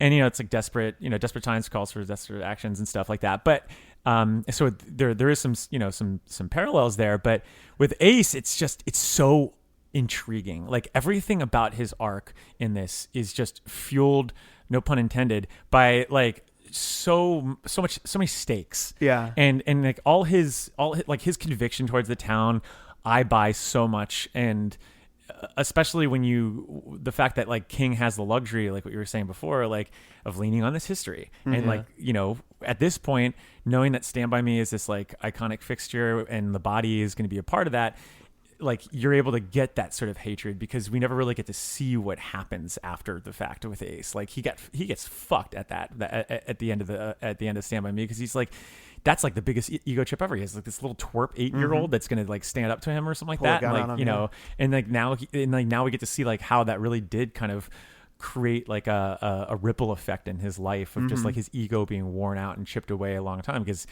people talk in a small town, they probably, were saying like, hey, Gordy LeChance, took him down. Like, he's more interesting to me than Bowers in some ways. Yeah. Like, as much as I love Bowers, I think the reason I love Bowers is because there was something inherently evil about him. Like, there was a rottenness to Bowers that Pennywise was able to capitalize on and exploit. And obviously Gaunt is exploiting Ace here, but he's also exploiting, like, Ace is somebody who's made these decisions, because I think it's that benefit of age. Like, Henry was evil from the get-go. Ace is curdled into something, like, he was always a bully, but he's curdled into something that's like much more rotten, but so much of it is fueled by desperation and fueled by insecurity. And so, like, when he meets Gaunt, he's less enamored. Like, it's not sort of a spiritual connection or a cosmic connection like it was between Henry and Pennywise. With Ace, it's more like, dude, you're fucking crazy. Well, and also, you can get me out of a jam. And it's also a heat check too, because like what's so cool about Ace is that he really does, like, spiritually, he's so congruent with everything that's going on. I mean, just even think about like the fact that he's not the king of Castle Rock anymore, and his fucking family history is being erased. Like the Galorium Emporium was burned down. Yeah. The Merrills don't exist anymore. Like, he's kind of just like, where am I? And then now you have a guy who comes in and pretty much replaces the Galorium Emporium, so he's erasing his own family history and is a new bad boy in town. Yeah. So it's like, if anyone has a reason to have a chip on their shoulder in this story and to be the real nuanced character, it's Ace. I mean, there's so much going there. There is that flip side to Polly's desperation in Ace's desperation, and how both can be exploited by someone with means. Like, Ace is after money at the end of the day. Yeah. and Gaunt, representing commerce,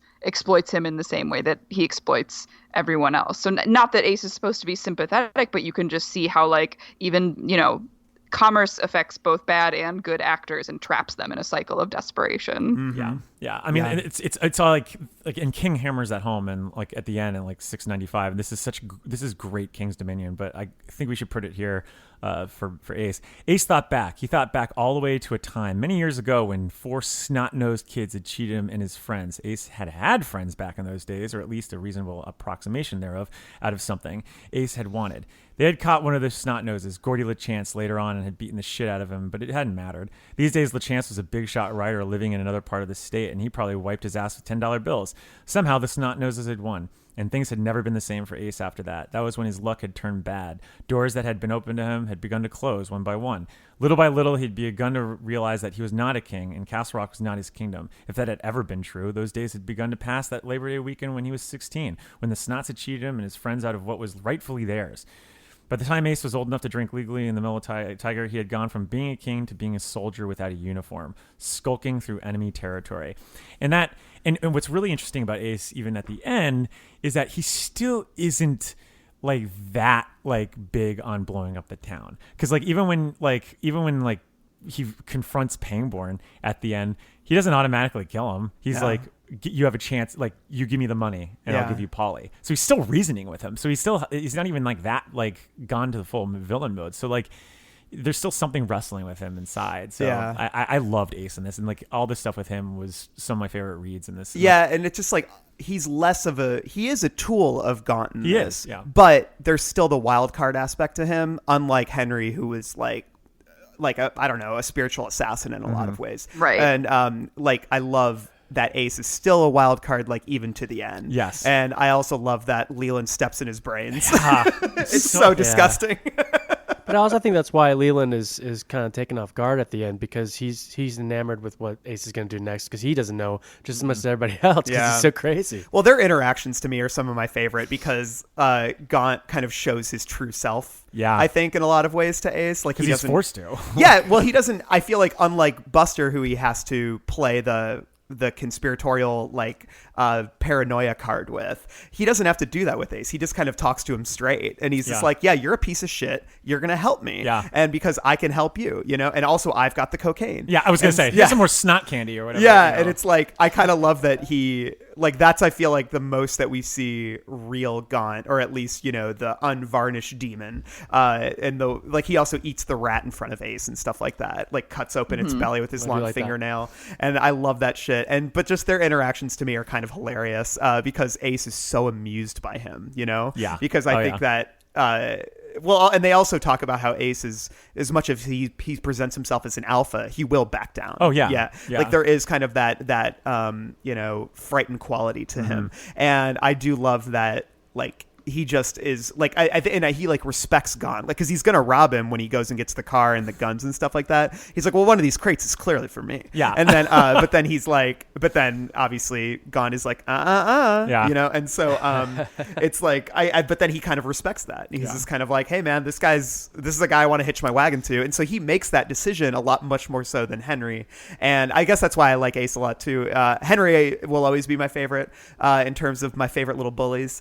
But in terms of I love Ace though, because I think he's obviously more complex, and he's also just, I don't know, he's more amusing. Like, there's like this there's that black comedy to Ace that you don't get with Henry that I really like. So, and then the old dad thing where he has like these, it almost feels like he's coming from daddy issues. When he calls. Oh, I love that relationship. Yeah. It's so short too. Like, I remember actually, I was really, when I first read this book, I wanted like more. I was like, I wish they put Keaton and Ace Buster together and earlier. Ace. I know, like, they're so funny together. Like, and I just love that Buster starts doing cocaine and and he like loves it. I would have loved to have like at least like 100 more pages with him and them together. But I know, I just found them really funny together, and I kind of love too that when Buster gets shot through the spine, then Ace just like puts him out of his misery, shoots him 3 times in the head. But there's like there's almost a sweetness to it. There is. It's funny because I think at that point, I mean, if anyone, like you're saying before, like if anyone knows the powers and the extent of reach that Gaunt has, it's Ace. I mean, and even when he's like going to Cambridge to pick up all the stuff, he's seeing like, well, how did the garage open? Like, how did the tape player play? Like, and he's still going with it because he's just like, well, I'm in it. Yeah. You know, and so I think by the end of that, he's just like, well, maybe I can get out of this. Like, you know, but like if there's one thing I feel like one of the reasons this book is so long is that King really tries to justify every single like choice his characters make. And that's good. I mean, that's good writing, but at the same time, I sometimes think he overdoes it because it'll be like, oh, Ace noticed the garage door, you know, that kind of stuff. But then we get like 4 pages describing why Ace believed it or like why he didn't have an issue with it. And I'm like, you could have done that in like a paragraph maybe. Yeah. Like, I'm like, I don't need to go through all the character traits here. Like there is an overwritten aspect to this book as well. Well, same thing with it. Yeah. I mean, there's so many passages of it where he's just like trying to like read the reasoning of what's happening goes on for so long. Well, I think he asks himself probably when he's writing. A lot of writers do. They're like, "Am I justifying this?" But I think sometimes it's like he over justifies. Oh, totally. Well, no, I was just gonna say at the end, even just at the end of the book, where you're like, okay, now we're the nitty gritty, like the big things are happening with the big characters, and then all of a sudden we still got to go back and wrap up what's going on with like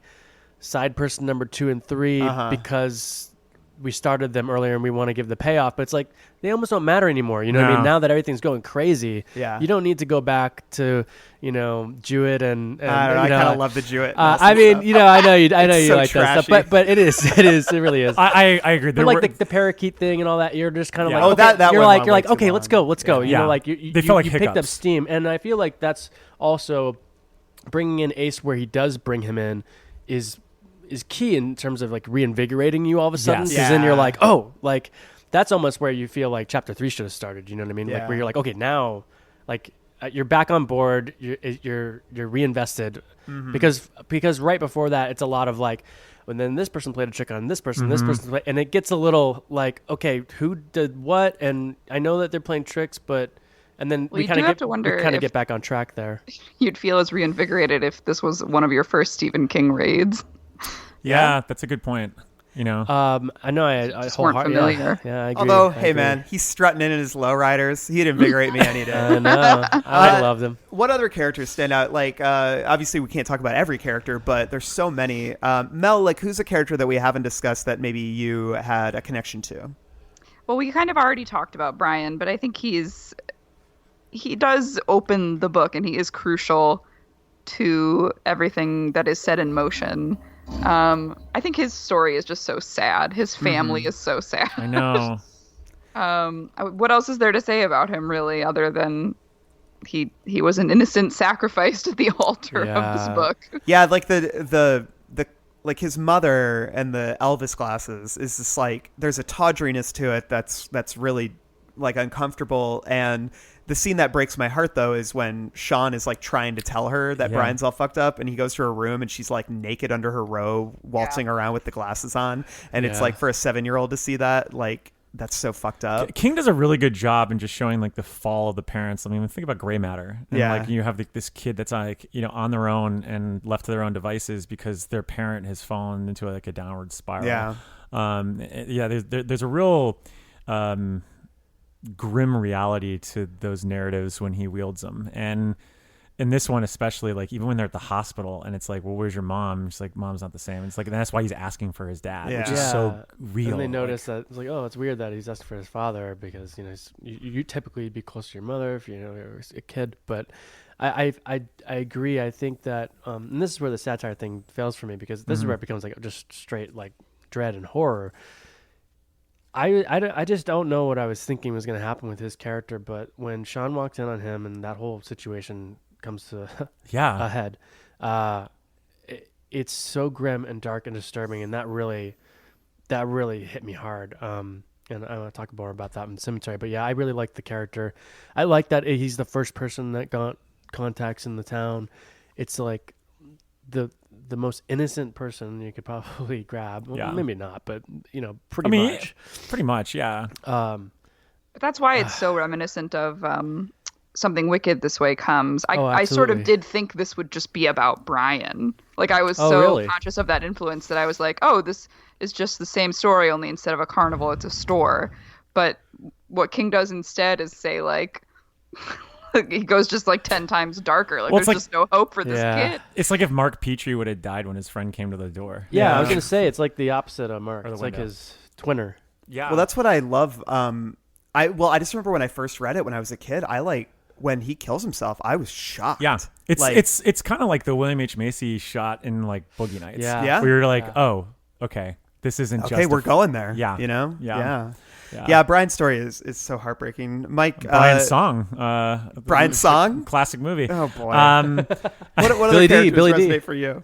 I mean, I think we could talk. Able to like get a lot of characters. We could probably talk about like some rivalries. Like, we already kind of hinted at the Jewett and Nelson thing, Mm-hmm. but like that stuff, we want to talk about going there. Well, Like- I have some of that in. It's a little mix of misery and pound cake. Yeah, we could save Well, I that feel for like that, the but, misery and pound cake is also part of our heroes and villains because they sort of exist just to give us these like moments. Like Yes. Myra is entirely misery and pound cake. Yeah. The only one that I feel like is remaining who I think is interesting on a discussion level is maybe Nettie. Oh, and you want to talk about Hugh Priest maybe? Yeah, I have some thoughts on Hugh, but let's talk about Nettie and Wilma. Like, I guess for me, I found Nettie to also be very tragic, and it was hard because I think Amanda Plummer plays her in the movie. Yes, yeah. That's such perfect know. casting, and like, but I think that whole there's like a like a bird with a broken wing kind of Mm-hmm. vibe about her, and she makes herself so vulnerable Yes. to Gaunt. That's I think why it hurts so much, and obviously it's very hard for me to discuss the whole Nettie Wilma thing because I don't do animal death. I know. Oh, in my cemetery There's a lot section. of animal death in this book. There's I at least know. 3 pets that in get that it. cemetery section, I just want to say, Randall, just leave the room I for a might little leave bit. the room, yeah, and like. Yeah, like And it's hard to watch in the movie too. yeah, and I'll skip that scene. Yeah, but it's like Sammy rolled What? over Why? on that one. it's like I know it's that stuff is really difficult for me. But I've forgotten that Cora like shoots Myra's cat at the end. Yeah. And I Garfield.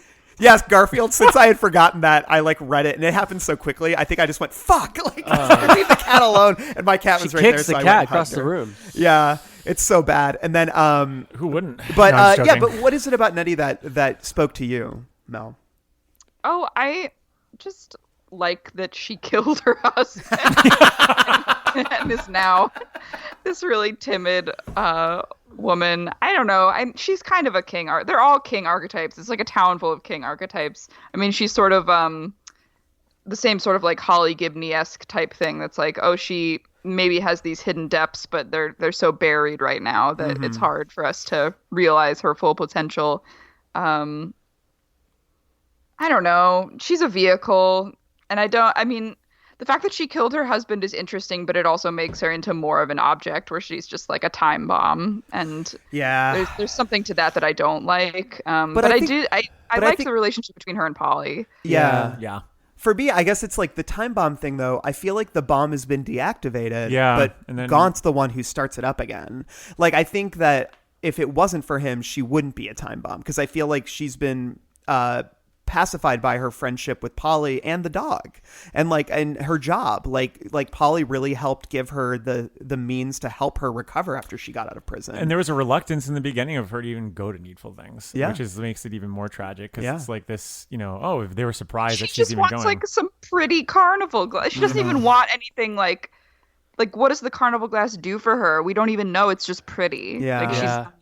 like she fucking wants Elvis she or- wants so little, Yeah. and it's like and I mean, you want to talk about a bully. The biggest bully in this book is Wilma Jerzyk. Yeah. I mean, and like King doesn't shy away from that. Literally drugs. Can I just? I know. Can I quote some Wilma Jerzyk line? Yeah. Classic line. Mud, I say, mud. And that is the thing with character. Some of these people and some of the things that they say when things start going down, it's just like unbelievable. I know. More on that in Misery, but it feels like a she theater, is- like a play or something like that. yeah, but she is awful. But and really quick, but and also talking about Nettie and Wilma's relationship. I know that Wilma is not into the dog, or she's complained about the dog before. But there's a point at which Nettie even says like, or Alan or someone talks about how the dog was loud at first, but like has really like chilled out. Yeah. And so it's like maybe maybe nothing would have happened if Gaunt Yeah. hadn't interceded. You know what I mean? But like, just kind of stoked that fire, and yeah, I like, and that he's just the relationship with Polly and the other woman that's working at the shop. I can't remember her name. Rosalie. And how they're like just kind of bantering and joking about Nettie, but then you realize that Polly actually does really love Nettie. Oh, yeah. And wants her to be okay. But you know, there's always like that like kind of snickering behind closed doors kind of thing. But it's almost in good fun. And I will say that. But yeah, that them being the kind of inciting is that, well, not, you know, Brian obviously throwing the you know, you could go all the way back. All right, their who's murder really is responsible? yeah. But their brawl in the street, you're like, what the fuck? Which is like, it goes you know, nuts. it definitely kind of sets a tone, but I do actually like how they do it in the movie better. Really? Where, Oh, really? Yeah, where it's not on the street and it's in the house, because I just think it's more realistic. Like Yeah, but the street is it's a little kind much. of awesome. It's But awesome, the street but thing reminds me. The street thing does remind me though of Like the like crazy- Georgie. Oh, and like yeah. how people know something's going on, but they don't really go to investigate until it's too late, or you know what I mean? Like nothing really happened. Maybe someone could have stopped it, but people in the town are just so kind of wrapped up in their own thing. It just reminded me of like that M. Night Shyamalan movie, The Happening, when everything just starts people God. just start like mass suiciding like all over the place. But like it works because of the tone of the movie, the you know, the book. But it's one adjustment that I'm like, when I was watching it last night, just being like, you know, I actually kind of like this better. The gruesomeness of that battle with the Yes. knives, like jamming like the butcher knife like in her shoulder. They're alive still. It's not a sudden Is death. it like a you know. hatchet? Or she's like No, buried? it's and her guts are hanging. Anyway, that's in the cemetery. Well, she's. I think like Wilma's got. She's a cleaver. Oh yeah. It's Oh, a I meat thought cleaver, Nettie I had think. the cleaver. No, they switch. Or one of them Yeah, has. they might There's a switch. meat They cleaver drop. involved because someone like goes right into their collarbone. Yeah, or that's something, or- the shit. But then her holding her intestines as they're falling out. Yes. Like that's a very King. He does that in a Oh, lot God. of He his stuff. loves the intestines. Yeah, I remember in boy. Running Man he does Running that Man, too. yeah. Yeah, but it's like it's so intense. But I remember it also made me feel a little sick to my stomach. Like after I read it, and in a good way. Like I was like, you know, he got me with that. But I think it also has to do with just how ugly it got, because it was just petty stuff. You know, Yeah. it was the dog barking. It was just like suburban bullying. Yes. You know, and that's like I think why I hate Wilma so much. I mean, aside from Buster, it's like I think I might like I hate her, you know, like, and especially just when you read about Wilma, and it's that she loved to fight, she wanted to fight, and it's like, and then you've got this meek woman, and the fact that she is just like relentlessly bullying her, and it just breaks It's a my little heart. bit like, is it like racist against Poles? Like he's like, she had some of that Cossack Pole in her, like Cossack warriors, and he's always mentioning that Wilma is Polish. It's very weird. Yeah. Well, I've definitely never seen any Polish people get in arguments here in Chicago. But I will I'm just say, I love, just joking. I love that Wilma like wanted to fuck like Chief J Strongbow, the wrestler. Yeah. like she's There's just like turned on by little wrestlers. weird like quirks that he kind of wires into every character that I thought adds she little was wrinkles. Yeah, you I know? thought like in a broad sort of pulpy sense, I kind of love the characterization of Wilma. Like she doesn't feel real to me, but No. at the same time, she feels like an exaggerated person that Yeah. I've met before. Which is the same thing as Danforth does. At Yeah, times, too, there's you like know? a cartoony quality to her, but man, I love seeing her get killed. Like honestly, Yeah, I hated that no. character. But I think everybody has someone like that in their life. Like I mean, growing up in the neighborhood I did, there was a guy across the street from us that was exactly like Wilma. Yeah. And just always was like waiting to Complaining. just start some kind of drama in the neighborhood. And it was a real nightmare, I have to say. More on that later. When the hell am I going to go into that? You should go into yeah. But yeah, it's but that's the thing that, you know, King does best though. You know, he takes these little towns and there's always someone, you know, that's like that, and he builds on it, and it's great. That's actually a really good point. It makes me wonder. I actually take back, like, I still prefer the way they do in the movie, but the knife stabbing in the streets isn't so far-fetched, because I like literally, I can't believe I forgot about this, but in my old neighborhood, there were these two brothers that were living across the street from us, and they were like fucking alcoholics, like crazy guys. And one night, like, they got so angry, I don't know why I'm laughing, but like they like got like drunk, and like both got shotguns, and they were like shooting, like they were like trying to shoot each other, and like one of them got like shot in the like arm, and it's Bury crazy the to think lead, that like Mike. that was one neighborhood where my dad lived, and then in my mom's neighborhood there was someone down the street that like literally got like angry at somebody across, like, and got a gun too. So like, you know, these things in Needful Things aren't things so happen. Yeah, these things happen. It's at Castle Rock in Florida. Yeah, right. Hey, you know what I also did in Florida that I really liked? I liked singing hymns. Oh boy. Well, that's in my misery section. We'll get there. I have a lot of Pratt thoughts. Maybe a new section on the pod. # Solid Pratt thoughts. Hawk and Loin. Well, do you want to talk about Lester, Sally, and Clutter? First, I want to talk about Hugh Priest. Oh, okay. I just want to say I don't have a lot to say. I'll just say that King gives that character more than he needed to. Yeah. In a good way. Yeah, I agree. Because what I think King related to about Hugh was alcoholism. Mm-hmm. And he's writing an alcoholic character who butchers a dog and is a piece of shit. But then he gives him this unexpected softness that nobody else sees, but the sense that he knows he's an alcoholic. He knows he's ruining his life. And he has that moment where he's like, I could stop all of this and go to AA tomorrow. Like I have this opportunity. I can turn my life around. And the way King unpacks like that thought process that Q does is clearly so plucked from his own life. Because he was in, he writes about AA all the time. It helped him get clean. And like that struggle, the struggle of drinking is so real to King that I feel like he gave Hugh a lot of dimension by tapping into that, the anxiety of being an alcoholic and knowing you're an alcoholic. That gives Hugh a lot more dimension because then the rest of the book, we don't get much more of that. That's just kind of an early on thing. Mm-hmm. Later, he just kind of loses his shit and then goes and shoots up the bar. And I loved that moment with Hugh because you would expect that in a book like this, he might go into Needful Things and get the foxtail and be like, the appeal of this foxtail is that I will tie it onto my car and like the temptation that I'm experiencing is the temptation to be a drunk and to be an alcoholic. Mm-hmm. But actually the temptation that he experiences is to change his life for the better. It makes it far more sinister that Leland Gaunt is in this moment peddling hope rather than peddling what has already been ruining Hugh's life, but that he looks to for temptation and for relief. The fact that he's like, oh, this foxtail represents to me a change. It represents betterment. Is so much scarier. Yeah, I agree. That's a good way to put it. Yeah, what were you going to say, man? No, I was just going to agree that I think that's exactly it. Where we were talking about like, okay, what are needful things for people, and why are some of these things like Carnival Glass like such a thing? But I think that Gaunt is using that in such a great way. The foxtail, when I first read that, I was like, what the fuck? Who cares? Like, who gives a shit? Like, really? This is going to be the thing? This is going to be the thing? Like, I was really, honestly, I started writing these down. I was like, a picture of Elvis. Like, fuck it. Like, what? Yeah. Like, but obviously there's a lot more at hand. She gets a VR experience with Elvis.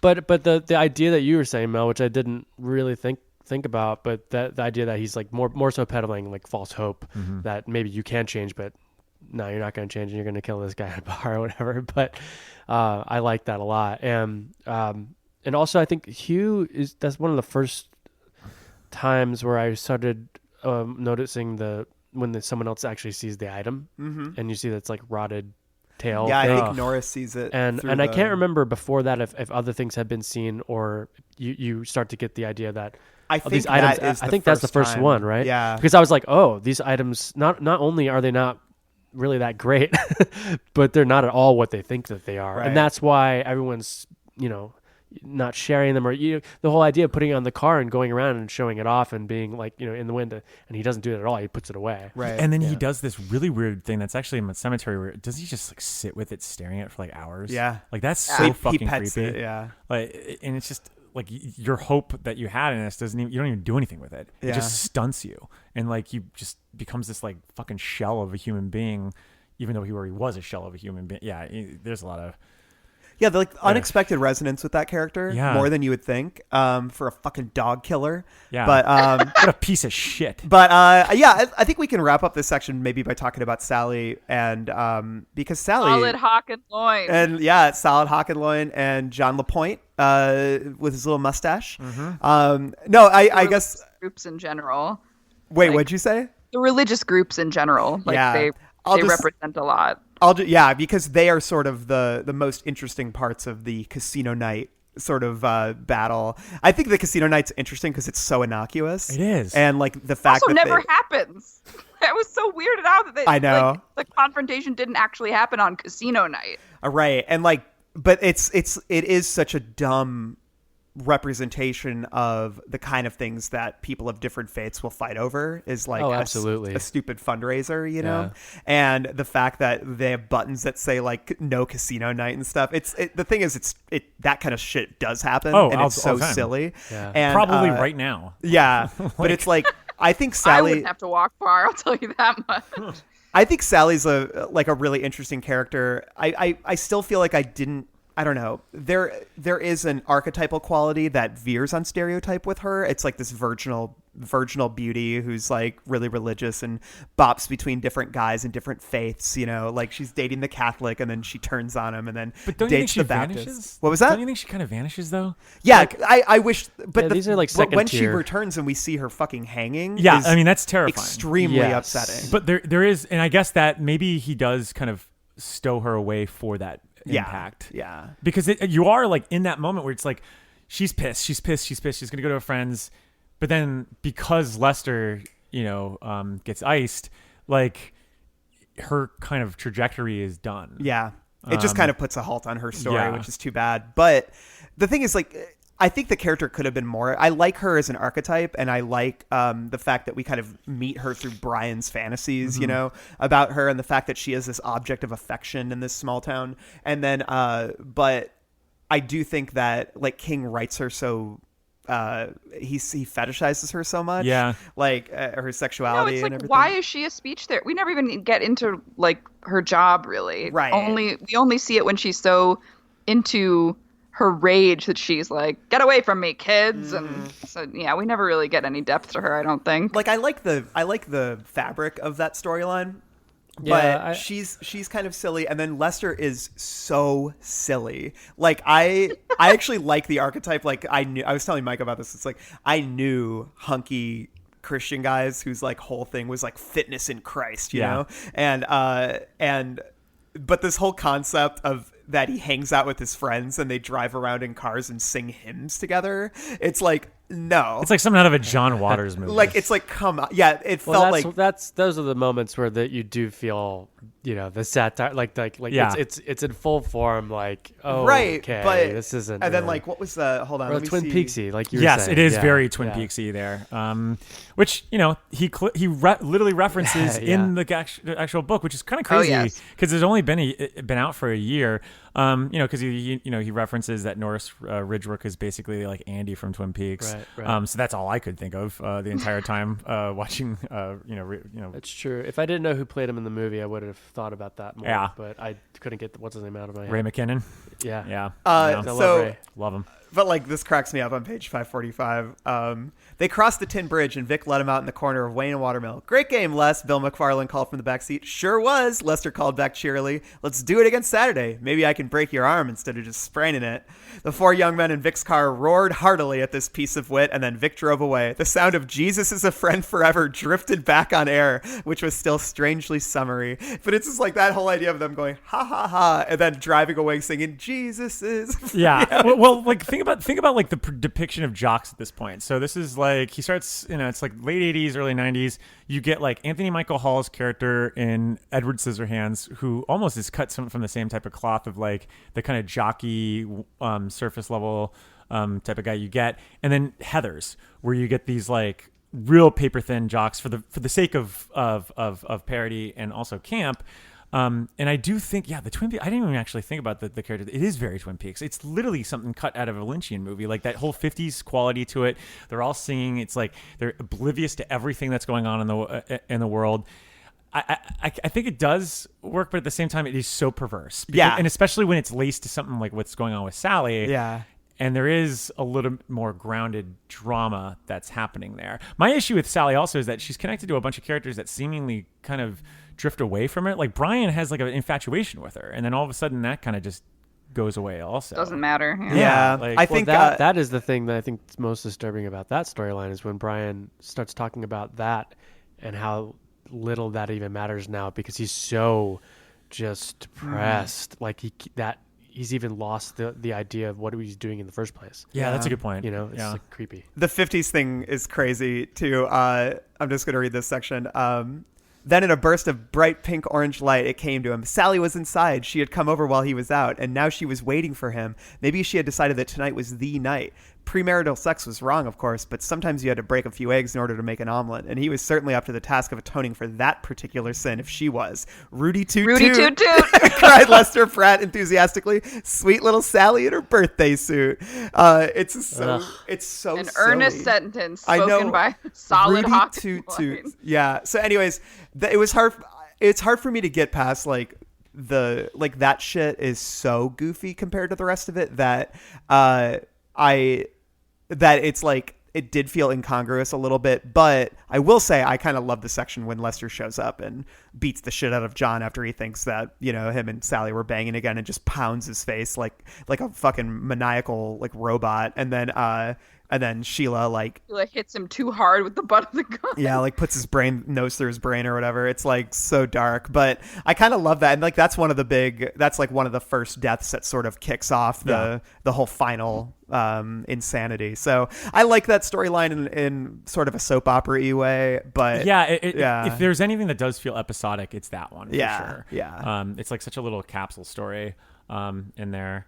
But I mean, there's some other characters that I could see bringing up, but Norris is another king archetype, which is like he's like Harold in The Stand a little bit. He's never as bad as Harold is, but it's the sort of like kind of sniveling guy that redeems himself at the last second. Mm-hmm. Yeah, Norris is interesting. I mean, he gets a really heroic sort of I like his ending. I mean, he kills Buster and Ace, and it's like he has that moment of redemption. But I remember being a little bit surprised by how little his role was.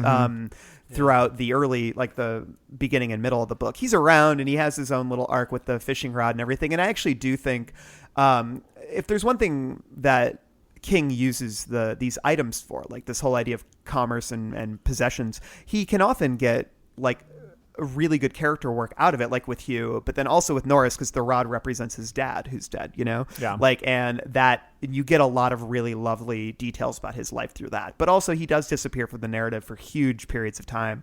And then when he comes back in the end, he sort of gets this hero's journey that I like. And I remember I loved it when I was young, but it didn't impact me as much on this time around. But it is cool that he gets to kill Buster, because Buster was a big meanie to him. It kind of reminds me of what's his I can't believe Reginald Vell Johnson's like role at the end of like Die Hard. Oh yeah, where he comes in and he gets like the final shot or whatever. Spoiler for Die Hard. Crazy Carl. You weren't expecting those spoilers in this episode, but hey, More speaking of Die Hard, spoilers. Bonnie Bedelia, Needful Things. Yeah. Hey, It's there the we go. Bonnie Chalmers. Bedelia cinematic universe. Her name's And we're Polly. Who Her I name's also- Polly, and her name's Holly in Die Hard. And I also could not get her out of my head. Yeah, The only ditto. the only thing was when I was reading, there were a lot of moments where I was keying into Michael Rooker's Pangborn Oh, really? because of the Dark Half stuff. Yeah. Interesting. But Love him in the Dark Half. But there's a lot of it where I feel like all the magic trick stuff I was going Ed Harris for.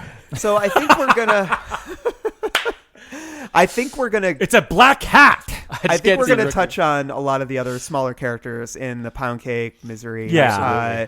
Even cemetery sections. Ooh, I'm getting chills now. Well, you have to hope it keeps chilling until next week, when we're going to return with the latter half of the episode to talk about the scariest moments, the silliest moments, the King's Dominion. We're going to go deep on all of that. But yeah, thanks for listening to the first part of the Needful Things episode, and we'll be back next week. So, long days and pleasant nights. Bye-bye. I got some hot friends. God, I got some hot friends. I got some hot friends. God, I got some hot friends. But you know you want somebody to treat you good.